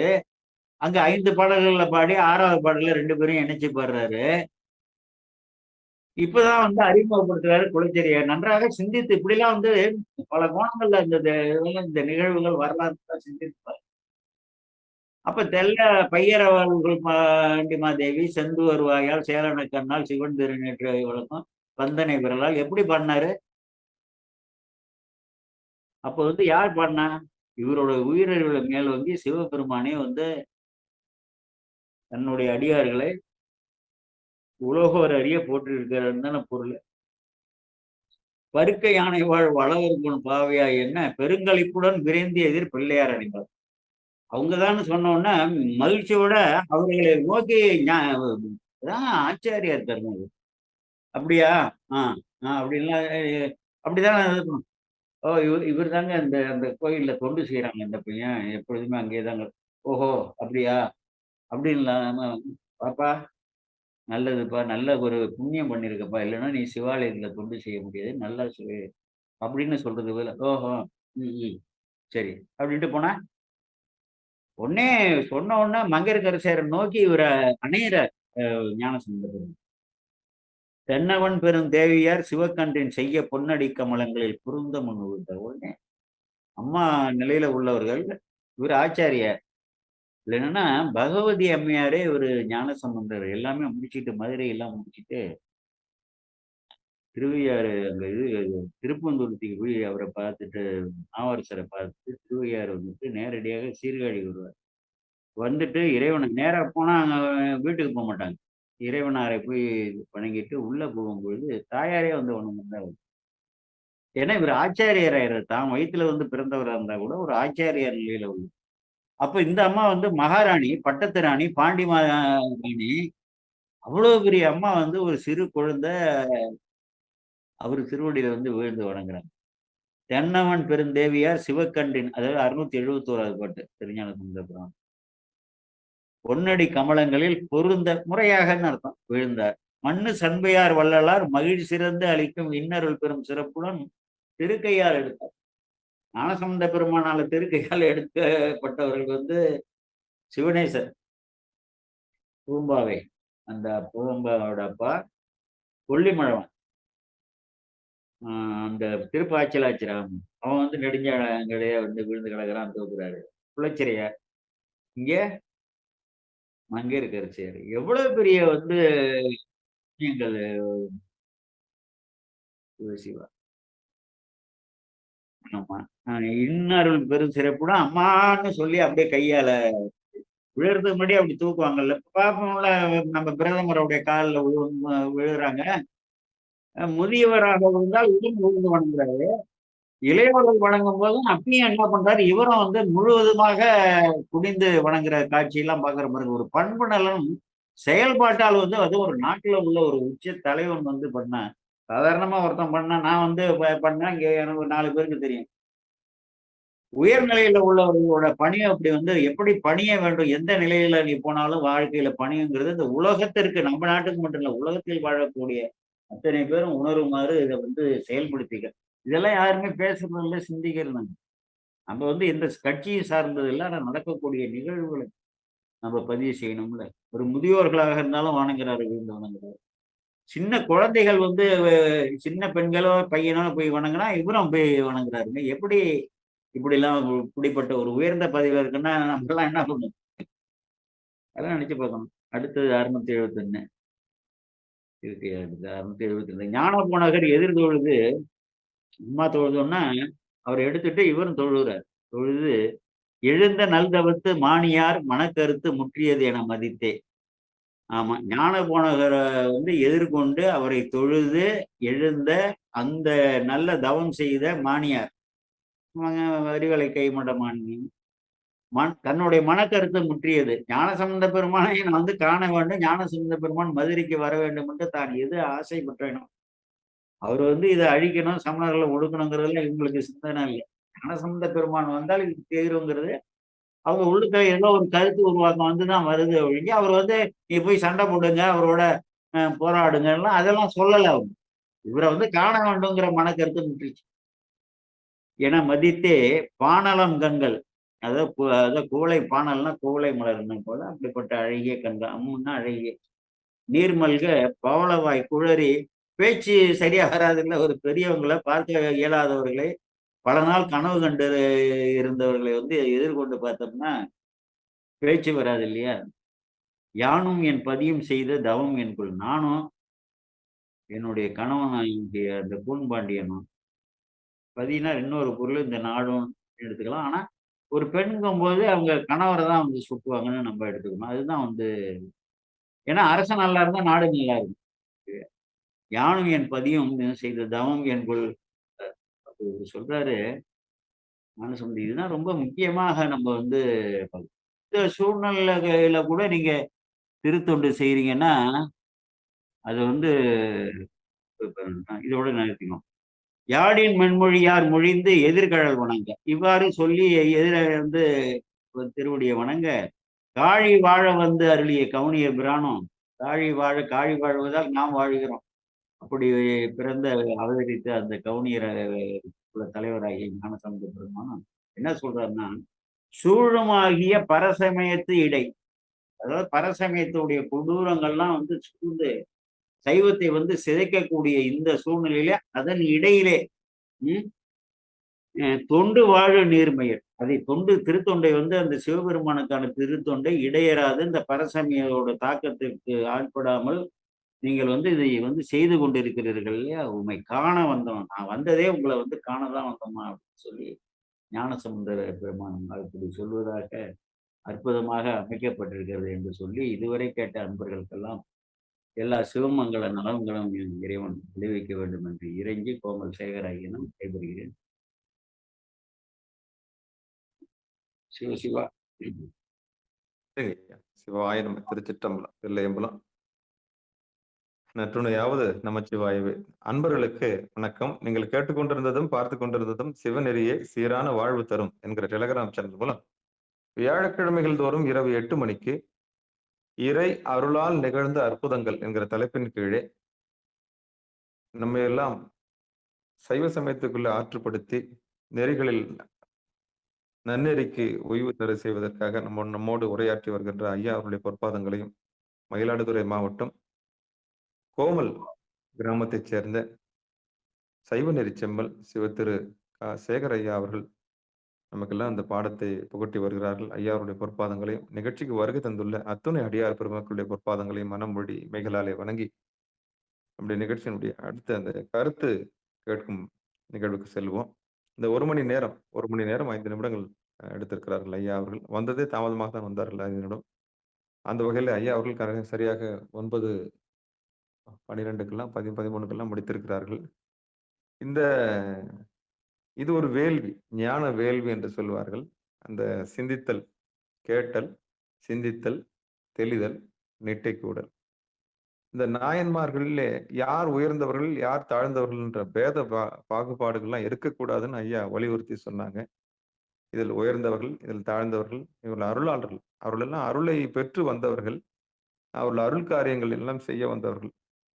நாம் எல்லாம் வினை வழியாக வந்தவர்கள். இப்ப வினைக்கு ஆட்பட்டவர்கள், வினைக்கு ஆட்படாதவர்கள். சிவபெருமானுடைய காரியத்தை நிறைவேற்றுவதற்காக வரக்கூடியவர்கள் அருளாளர்கள். சாதாரண உயிர்கள் வந்து தன்னுடைய வினையை கழிப்பதற்காக வந்தவர்கள். நாம் எல்லாம் தன்னுடைய வினையை கழித்து விட்டு இந்த பூமியிலே இந்த இருவினை ஒப்பெல்லாம் நடந்து முடிந்து நம்ம எல்லாம் அந்த முக்தி பதத்திற்கு வந்த ஒரு ஆன்மாக்கள். அதுவும் இந்த உலகத்திலே தென்னாடுடைய சிவனே போற்றி, எந்நாட்டவர்க்கும் இறைவா போற்றி. இந்த பெரும் பூ உலகிலே இந்தியாவில் பிறப்பது ஒரு பெரும் பாக்கியம்.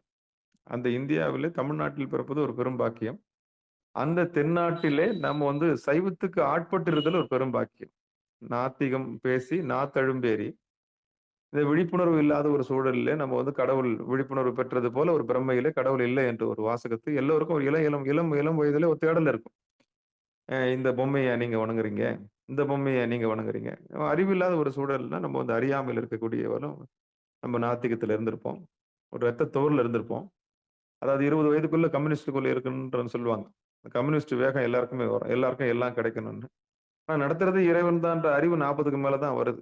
ஏன்னா பட்டு தெளிஞ்சு நடத்துறது இறைவன் தான்ற ஒரு பெரிய பக்குவத்துக்கு வந்து தன்முனைப்பு ஒடுங்குற நேரம். தன்முனைப்புன்னா நானுன்ற திமிரு இருக்கு இல்லையா, நான்ற ஆணவம். அது வந்து இது நம்மளால நிகழாது அப்படின்ற ஒரு எண்ணம் வரும்போது மட்டுமே நமக்கு பணிவும் பக்தியும் இறைவன் திருவருள் கருணையினால் நமக்கு ஏற்படுகிறது. அப்ப பணிவும் பக்தியும் வந்த பிறகுதான் ஒரு மனிதனுக்கு யார் இறைவன் என்ற ஒரு படைத்து காத்து அழித்து மறைத்து அருளக்கூடியவன் ஒருவன் உலன் அப்படின்ற எண்ணம் வந்த பிறகுதான் நம்ம வந்து அந்த முடிவுக்கு வரும். அதிலும் சைவத்துக்கு வந்துடுறோம். இதுலயே பல தெய்வங்கள் குறுக்கீடு இருக்குது.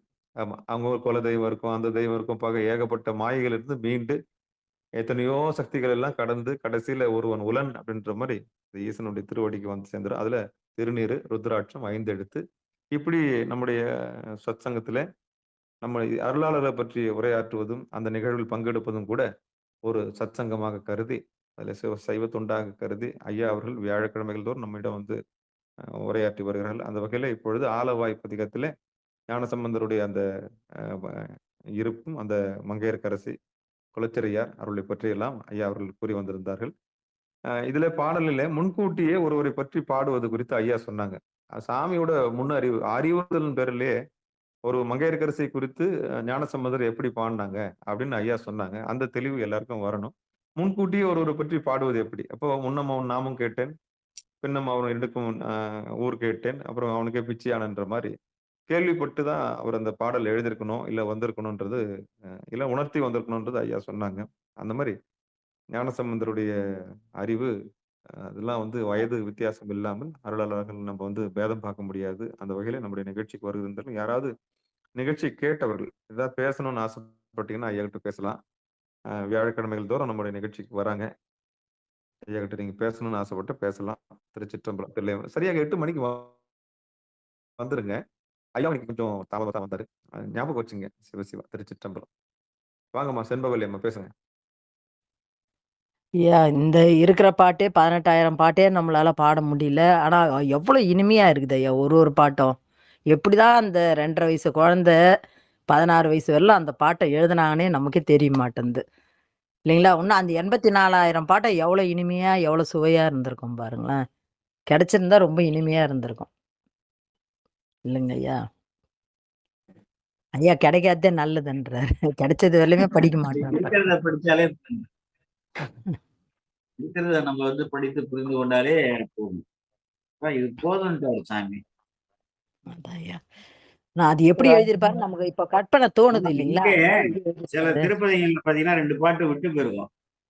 ஆமா ஐயா. என்ன சொல்லியிருக்காருன்னு தெரியலையே. இப்ப இதுல பாத்தீங்கன்னா திருவாரூர்ல 2 பதியம் பாடியிருப்பாரு. ஒரு பதியத்துல 5 பாட்டு இருக்காது சுந்தரமூர்த்தி சாமி. ஆமா ஐயா, ஆமா ஐயா. சிலது 6 பாட்டு தான் பாடிக்கிறாரு. அப்ப வந்து ஞானசம்பந்தருக்கு வந்து காசு கொடுத்தது வந்து இதுல பாடியிருப்பாரோ இப்படி எல்லாம் சிந்தனை நமக்கு எல்லாம் வரும். பல இடங்கள்ல அப்படி எல்லாம் வரும். மத்தவங்களுக்கு எல்லாம் அது வராது. அதை பத்தி எல்லாம் எந்த சிந்தனையும் கிடையாது. அதனால இந்த காலத்து கட்டத்துக்கு இது போதும்னு சொன்னது சாமி சொன்னது சரிதாங்கிறது இப்ப அனுபவபூர்வமாக நம்ம உணர்றோம். எல்லோரும் எல்லாத்தையும் படிக்கலையே. இப்ப நானும் நடராஜன் எல்லாத்தையும் படிச்சுட்டேன்னு அர்த்தமா? அது இல்லை. ஏதோ மத்தவங்களோட ஒப்பிடும்போது அதிகமா படித்திருக்கணும்னு வேணா வச்சுக்கலாம். ஐயா உங்க கால் தூசி கூட நான் சமானாக மாட்டேன். சிவசிவா. நான் ஓப்பனா சொல்றேன். சிவசிவா. அந்த எல்லை நானும் ஐயா நான் வந்து நுனிப்புல்லு மேயிறவன். சிவசிவா. நான் வந்து நாங்களும் உங்களுக்கு நீங்க இருக்கிற நிலையை கடந்து தானே நாங்க வந்தோம். திடீர்னு வந்து என்னைய படிக்க முடியும். நீங்க இப்ப என்ன நிலையில இருக்குன்னு நினைக்கிறீங்களா? கடந்து தானே வந்திருக்கோம். அந்த நிலையை அனுபவப்பட்டு தானே வந்திருக்கோம். மகாபாரதம் மாதிரி ஆயிருக்கும்னு நினைக்கிறேன் ஐயா.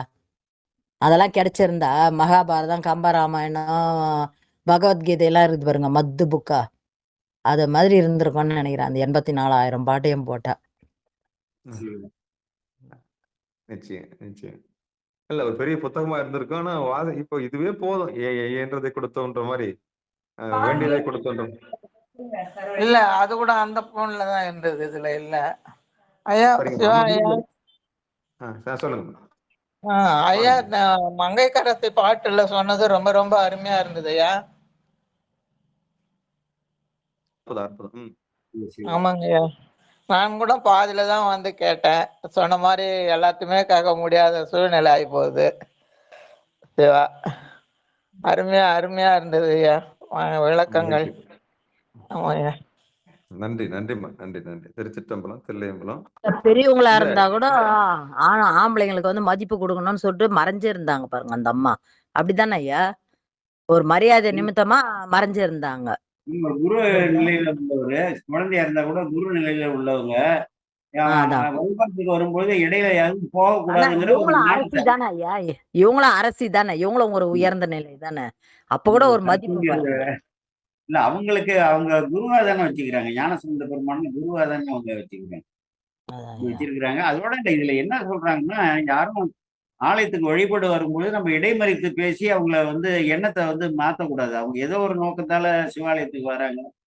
ஏதோ அவர்களோட பேசணும்னா கூட நீங்க போயிட்டு வந்துருங்க நான் இருக்கேன் அப்படின்னு சொல்லி பேசலாம். அவங்க திரும்பி வரும்போது பேசலாம். ஒன்றும் இது இல்லை. அது ஒரு உதாரணமாக ஒரு பண்பு நலனை வெளிப்படுத்தி காமிச்சிருக்காங்க. பெரியவர்கள் வந்து ஆலய வழிபாடு போகும்போது நமக்கு ஏதாவது கோரிக்கை இருந்தா அவர்கள் வழிபாட்டை முடித்து வந்த பிறகுதான் நம்மளுடைய கோரிக்கையை வைக்கணும், அவர்களை சந்திக்கணும், பேசணுங்கிற ஒரு இதை வந்து செயலாக்கத்தால நமக்கு போதிச்சிருக்காங்க இந்த பகுதியில். அதுதான். ரொம்ப நன்றி. நன்றி. இது யதார்த்தமா நீங்களும் சொன்னீங்க. இப்போ கோயிலுக்கு போயிட்டு இருக்கிறோம். போன வேலை என்ன? சாமி பாக்குற வேலை. சாமி பார்த்துட்டு வந்து அதுக்கப்புறம் நம்ம வந்து பிரத்தியார கதையோ பர்சனல் பத்தியோ பிரத்தியாரை பத்தி பேசுறது வந்து அப்புறம் வச்சுக்கலாம் அப்படின்றதுதான் அங்க இருக்கிற தாத்பரியம். உண்மைதான். வந்த நோக்கம் என்ன? சாமி பார்க்க வந்தோம். முதல்ல இறைவனை பார்த்துருவோம். பார்த்துட்டு அதுக்கப்புறம் வந்து பர்சனலா, அதாவது தன்னிலை, முன்னிலை, படர்க்கைன்னு சொல்ற மாரி தன்னை பற்றி பேசுவோம். 3ஆம் நபரை பற்றி பேசக்கூடாதுன்றது தான் நம்ம சைவர்களுக்கு ரொம்ப பெரிய பாடமா இருக்கும்னு நினைக்கிறேன். நன்றிங்க ஐயா. ஆமா. இருவரை சந்திச்சுக்கிட்டோம்னா சாமியை குறித்து பேசிட்டு, யார பத்தி பேசினாலும் முதல்ல சிவபெருமானை குறித்து தான் பேசணுமா. ஆமா. அதுதான் அது ஒரு நல்ல ஒரு பண்பாகும். எங்க நீங்க யாருகிட்ட பேசினாலும் சாமிய மையமா வச்சே பேசுனீங்கன்னா, கலகத்துல முடியாது. நல்ல விதத்துல முடியும். அது வந்து ஏன்னா சாமிய பிரதானமா வச்சு பேசுறீங்க. எங்க பேசினாலும் சாமி தான் நோக்கமா இருக்கணும். எந்த ஊர் கதை பேசினாலும் அங்க சாமி தான் நோக்கமா இருக்கணும். எந்த இல்லத்த பத்தி பேசினாலும் அங்க சாமி தான் நோக்கமா இருக்கணும். அப்போ டார்கெட் சிவபெருமானா இருந்ததுன்னா, உங்களுக்கு எந்த சிக்கலும் வராது. அதுதான் அதான் மங்கையர்க்கரசி அம்மா வந்து கோயிலுக்கு போயிட்டு தரிசனம் பண்ணிட்டு வரணும் காத்திருந்தாங்கன்னு சொன்னா, அதுதான் பண்பு. அந்த பண்பு இன்னைக்கு நம்ம கத்துக்கிட்டோம். அதனால கோயில்ல வந்துட்டோம்னா, கோயில்ல சாமி பத்தி தான் பேசணும். வெளிய வந்த பிறகு தேர்ட் பெர்சன பத்தி பேசிக்கலாம். அதுவும் கூடாது சிவபெருமானே. நன்றிங்க. வேற யாராவது பேசணும்னு ஆசைப்பட்டா பேசலாம் ஐயா கிட்ட. நடுவுல பொத்தான அழுத்துனீங்கன்னா, நீங்க பொம்மை ஒண்ணு வரும். நான் உங்களுக்கு ரிலீஃப் குடுத்துருவேன். சரிங்க. ரொம்ப நன்றிங்க. தொடர்ந்து வாங்க. வியாழக்கிழமைகள் தோறும் ஐயா வந்து பொறுமையா சொல்லுவாங்க. கொஞ்சம் லேட்டா தான் புரியும் சில பேருக்கு. ஏன்னா, என்னவோ சொல்றாரு ஐயான்னு வரும்போது கொஞ்சம் பெரிய புராணமும், திருஞான சம்பந்தருடைய பதிகத்தையும் கையில வச்சுக்கிட்டீங்கன்னா, நல்லா இருக்கு ஐயா. பொறுமையா சொன்னாலும் நல்லா புரியுது. பொறுமையா தான் இருக்கும். ஆமா. ஒவ்வொருத்தரும் ஒரு விதம். ஆமா. சில பேரு எல்லா பாடல்களும் மனப்பாடம் பண்ணி வச்சிருப்பாங்க. ஐயா அவருக்கு தெரிஞ்ச பாடல்கள சொல்லி, அந்த இடத்து சம்பவங்கள்ல அந்த இடத்துல விளக்குறாரு. மயிலாடுதுறையில இருந்து நமக்கெல்லாம் அங்க இருக்க மண்ணு சார்ந்த விஷயங்கள் நமக்கு சொல்றாரு. கடைசியில கூட ஒண்ணு சொன்னாரு பாருங்க. திருப்பணி செய்றவங்கள எப்படி நம்ம பாராட்டணும்? ஆ இவன் செய்றானா? இவன் போய் செய்றானா? இந்த ஜாதியில இருந்து இவன் பேசுறானா சைவத்த? அப்படின்லாம் பார்க்கக்கூடாது. அவன் யாரு, என்ன, ஏதுன்னுலாம் பார்க்காம, அவன் எடுத்து செய்யற செயல மட்டும் எடுத்து பார்க்கிற நோக்கம் இருக்கு பாருங்க. அதுதான் அங்க ஐயா சொன்னாங்க. அந்த பாராட்டணும். அவன் எடுத்து பண்றான்னா, மண்ணுக்குள்ள இருந்து ஒரு லிங்கம் கிடைச்சிருக்கு. அத எடுத்து பண்றான். அவன பாராட்டி, அவன அப்பா நீ கொண்டு வந்தது பெரிய விஷயம். நீ முன்ன செஞ்ச தவத்துனால இத செய்யற நீ. ஆ அதுதான் சிவபெருமானுக்குள்ள இருக்கிற அந்த சொல்லு இருக்குது பாருங்களேன். அந்த சொல்லு தாங்க மேலான சொல்லு. ஆ இவன் போய் தொட்டுட்டானா? இவன் உள்ள வந்துட்டானா? இவனுக்கு என்ன தெரியும்? உனக்கு என்ன ஆகமம் தெரியும்? நீலாம் போய் தொடலாமா? உனக்கு ஆகமம் தெரியுமா? உனக்கு அது தெரியுமா? இது தெரியுமான்னா, அவன் எப்போ எப்ப சாமிகிட்ட வந்து சேர்றது? அதான் அதுதான் ஒரு பெரிய அந்த உண்மை வேணும். அந்த ஒரு பெரிய பண்பு வேணும். பாராட்டணும். பரவாயில்லப்பா. நீ அது சாமி எடுத்து வச்சு அதே பிறகு ஊருக்கு இப்ப இவ்வளவு பெரிய மனுஷன் இருக்காங்க. யாருக்கும் தெரியாத ஒரு விஷயத்த நீ செஞ்சிருக்கிறியே. ஒரு கோயில் கட்டியிருக்கிறியே. ஒரு கும்பாபிஷேகம் பண்ணியிருக்கிறியே. ஆனா அந்த ஆகாத காரியங்கள்லாம் இயலானதல்ல ஏன் இயலாததெல்லாம் முடியும்னு சொல்றாருல்ல சாமி. அந்த மாரி அவங்களெல்லாம் பாராட்டி, ஊக்குவிச்சு, "அப்பா யாரும் செய்யாத நீ செய்றியேப்பா. எல்லாரும் விழிப்புணர்வு இல்லாத இடத்துல போய் நீ விழிப்புணர்வு சொல்ற. சிவபெருமான கொண்டு போய் வைக்காத இடத்துல போய் சிவபெருமான வைக்கிற. முழுமுதற் கடவுள் யாருன்னு தெரியாத இடத்துல போய் நீ முழுமுதற் கடவுள் பத்தி பேசுற." அப்படின்னு இப்ப எல்லாம் தோன்ற இடங்கள்லாம் லிங்கம் கிடைக்குதுன்னு ஐயா வேற சொல்றாரு. தோன்ற இடங்கள்லாம் லிங்கம் கிடைக்குது. அப்போ அந்த சைவ சமயத்துக்கு கொண்டு போய் சேர்க்கணும்னா அன்பு இருக்கணும். அதுல கொஞ்சம் அந்த அந்த அன்பு இருந்தா தான் மட்டும் தான் பாராட்ட நோக்கம் தெரியும். அப்ப பேதம் வருதுனாலே ஆணவத்தினுடைய உச்சத்துல இருக்கு. ஆணவத்தின் உச்சத்துல இருக்கவும் சைவத்துக்கு தகுதி இல்லாத ஒரு பெரிய இடத்துக்கு வந்துடுறாங்க. இதெல்லாம் ஐயா கிட்ட இருந்து நம்ம நெறைய கத்துக்க வேண்டியது இருக்குது. பாராட்டணும். சைவ சமயத்த யார் எங்க எடுத்து பேசினாலும் அவங்கள ஊக்குவிக்கணும். சிவபெருமான குறித்து பேசுறாங்களே அப்படின்னு சொல்லிட்டு ஒரு பெரிய அன்பு ஐயா, சரியா கேட்கல, அடைச்சு அடைச்சு கேக்குது. வரணும். சிவலோகநாதன் ஐயா பேச ஆசைப்படுறாரு. வாங்க சாமி. ஐயா ஐயா கேக்குங்களா? இப்ப கேக்குது. இப்ப கேக்குது. சிவலோகநாதன் ஐயா, நமச்சிவாய் ஐயா. சிவ நமச்சிவாய் சாமி, திருவடி வணங்கிற சாமி. சிவ சிவ சிவ. கேக்குதுங்களா? கேக்குது. ஐயா, திருவடி வணங்கிறேன் ஐயா. சிவாயன். சுவாமி, நம்ம இப்ப திருவாசகத்துக்கும் நம்ம திருமுறைகளுக்கும் உயர்ந்தது தாழ்ந்ததுன்னு சொன்ன கருத்து ரொம்ப பிடிச்சிருந்ததுங்கய்யா. ரொம்ப ரொம்ப அருமையான கருத்து. சுவாமி நமக்கு தேவையானதை மட்டும் கொடுத்து வச்சுட்டு மற்றது எல்லாத்தையும் செல்லரிக்க வச்சுட்டாருங்க.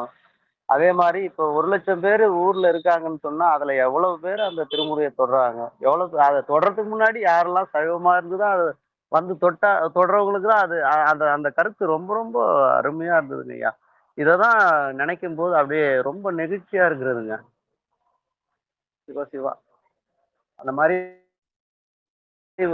ஒரு சிலர் திருவாசகத்தையும் தேவாரத்தையும் பாடும்போது, இப்போ திருவொற்றியூர் பதிகம் இருக்குன்னு சொன்னா, இப்போ அங்க அந்த அந்த ஊரை எடுத்துட்டு தன்னுடைய ஊர் பெயரை வந்துட்டு போட்டுக்கிறாங்க. அச்சிட்டே குடுக்குறாங்க சாமி. இந்த மாரி நூல்கள் எல்லாம் பார்க்கும்போது, வாசகத்தெல்லாம் சொல்லும்போது, போட்டா என்ன அப்படின்னு கேட்கறாங்க சாமி. அதெல்லாம் அவங்களுக்கெல்லாம் இத எப்படி அது அது உணர்த்துறதுன்னு தெரியல. தேவையில்லைங்கிறதுக்கு என்ன விளக்கம் சொல்லணும்னா, பல ஆ, ஊர்கள் இந்த சேத்திர கோவை திருத்தாண்டகம்லாம் இருக்கு பாருங்க. பல ஊர்களை வந்து கோவை செய்து கைலாயநாதனையே காணலாமேன்னு தானே எழுதியிருக்காரு. ஆமா சாமி. அந்த திருக்கையில அதெல்லாம் வந்து கைலாயநாதனை காணலாம்னு 2 திருப்பதிங்க இருக்குன்னு நினைக்கிறேன். அப்போ வந்து அங்க ஆமாங்க சாமி. கையில இருக்கிற பெருமான் தான் பாடல் பெற்ற தலமா இருக்கட்டும், பாடல் பெறாத தலமா இருக்கட்டும். ஏன்னா ஞானசமுத்திரப்பர் இவங்கெல்லாம் வந்து வர்றதுக்கு முன்னாடியே ஆ, நாயன்மார்களே 40 நாயன்மார்கள் இவர்களுடைய காலத்திற்கு முற்பட்டவர்கள். சைவங்கிறது ஆமா. எப்பயுமே தொன்மையான காலத்துல இருந்து இருக்கு. பாடல் ஆ, பெற்ற தாவலையும் பாடல் பெறாத தாவலையும் அதோட வந்து பெருமைகள்லாம் அப்படியே இது கூட இது குறைச்செல்லாம் வந்து அவங்களே சொல்லல இல்லையா? ஆ, ஒவ்வொரு ஆமா. தலத்துக்கும் ஒரு சொல்லியிருக்காங்களே ஒழிய அப்படி போட்டு பண்றது தவறு. அது ஆச்சாரியர்களோட வாக்குல வந்து எழுத்தையோ பேரையோ ஊரையோ ஆ, மாற்றி போடுவது தவறு அது. அது தேவையில்லை. ஒரு ஏன்னா ஒரு ஆ, ம், ஆமா. ஆமா சாமி. ஒரு பதிகத்தையே எழுத்து கூட அந்த அதுல பதிகத்தையே உங்க ஊரு இப்ப சாதாரண ஒரு காஞ்சிபுரத்துல ஏகம்பருக்கு நேரா வந்து ஆலவாய் அண்ணல் பதிகத்தை பண்ணா எப்படி தப்பாகும்? அவர் தானே இங்க இருக்காரு. அந்த ஆமா திருநள்ளாத்துல சாமி. இருக்கிற இறைவன் திருநள்ளாத்தையும் மதுரையையும் வந்து இணைச்சி பாடினாரு. போன தடவை நான் சொன்னேன் இல்லையா? ஆமா சாமி. வரும்போதே சொன்னோம் இல்லையா? திருநள்ளாத்திலையும் நீங்க ஆலவாயில இப்படி இருக்கே பெருமானேன்னு சொல்லி திருநள்ளாத்து இறைவனை வந்து அங்க பாடுறாரா 2யும் இணைச்சி பிடிச்சிட்டு போய். ஆமா சாமி. ஆமா சாமி. வந்து திருமருகல்ல வந்து கணபதீச்சரத்துல உள்ள கோலத்தை வந்து திருமருகல்ல காமிக்கிறாரு. கனலெறி ஆமாங்க. கூரெறி ஏந்தி ஆடக்கூடியதை வந்து பச்சை திருமேனியாக இருக்கக்கூடிய திருமருகல்லையே பெருமான் காட்டுறாரு. எல்லா இடத்துலயும் இருக்கிறவரு ஒரே பெருமான் தானே. அதனால அதுக்காக ஆமா. வந்து அதுக்கு அதே போல இடங்கள்ல உள்ளவங்க பொது திருப்பதி அங்க இருக்கு இல்லையா? ஊர் குறிப்பிடாம இருக்குல்ல. நிறைய இருக்குல்ல. ஆமாங்க. அதை வந்து அந்த ஊர்ல பாடிட்டு போக வேண்டியதுதானே. அப்படியே இருந்தா கூட சந்தேகமா இருந்தா கூட அப்படி பாடலாம். ஆமா. எனக்கு வந்து அதுதான். ஆ, சார்ஜ் சார்ஜ் போயிட்டு என் போன்ல. ரொம்ப சரி ரொம்ப சரி. ரொம்ப ஆ, மகிழ்ச்சியா இருக்கு சாமி. தங்களை எல்லாம் தரிசனம் சரி. பண்றதுக்கு நமச்சிவாய ஐயா சாமி. ஐயா, நன்றி ஐயா. நிறைவு செஞ்சுக்கலாம் ஐயா. நான் நிறைவு பண்ணுங்க. எனக்கு சார்ஜ் வேற போயிட்டு.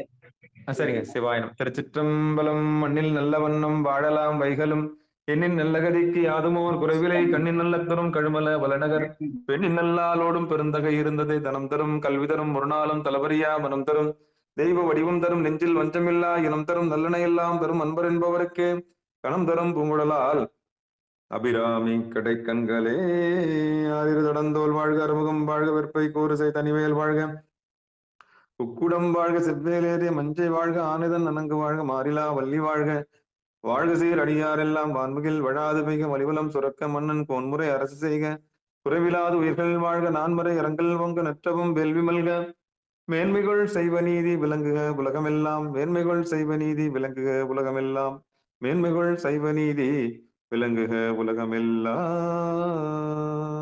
பெருமானருள் தரும் ஏலவார் குழலியுடன கட்சி ஏகமனுடைய திருவருள் கருணை பரிபூர்ணமாக அனைவருக்கும் கிடைப்பதாக கிடைப்பதாக கிடைப்பதாக. திருச்சிற்றம்பலம். நன்றிங்க. அனைவருக்கும் வணக்கம். மீண்டும் வருகிற வியாழக்கிழமை இரவு 8 மணிக்கு இறை அருளால் நிகழ்ந்த அற்புதங்கள் என்ற நிகழ்ச்சி சந்திக்கலாம் என்று கூறி விடைபெறும். நற்றுணையாவது நமச்சிவாயவே. திருச்சிற்றம்பலம். தில்லையம்பலம்.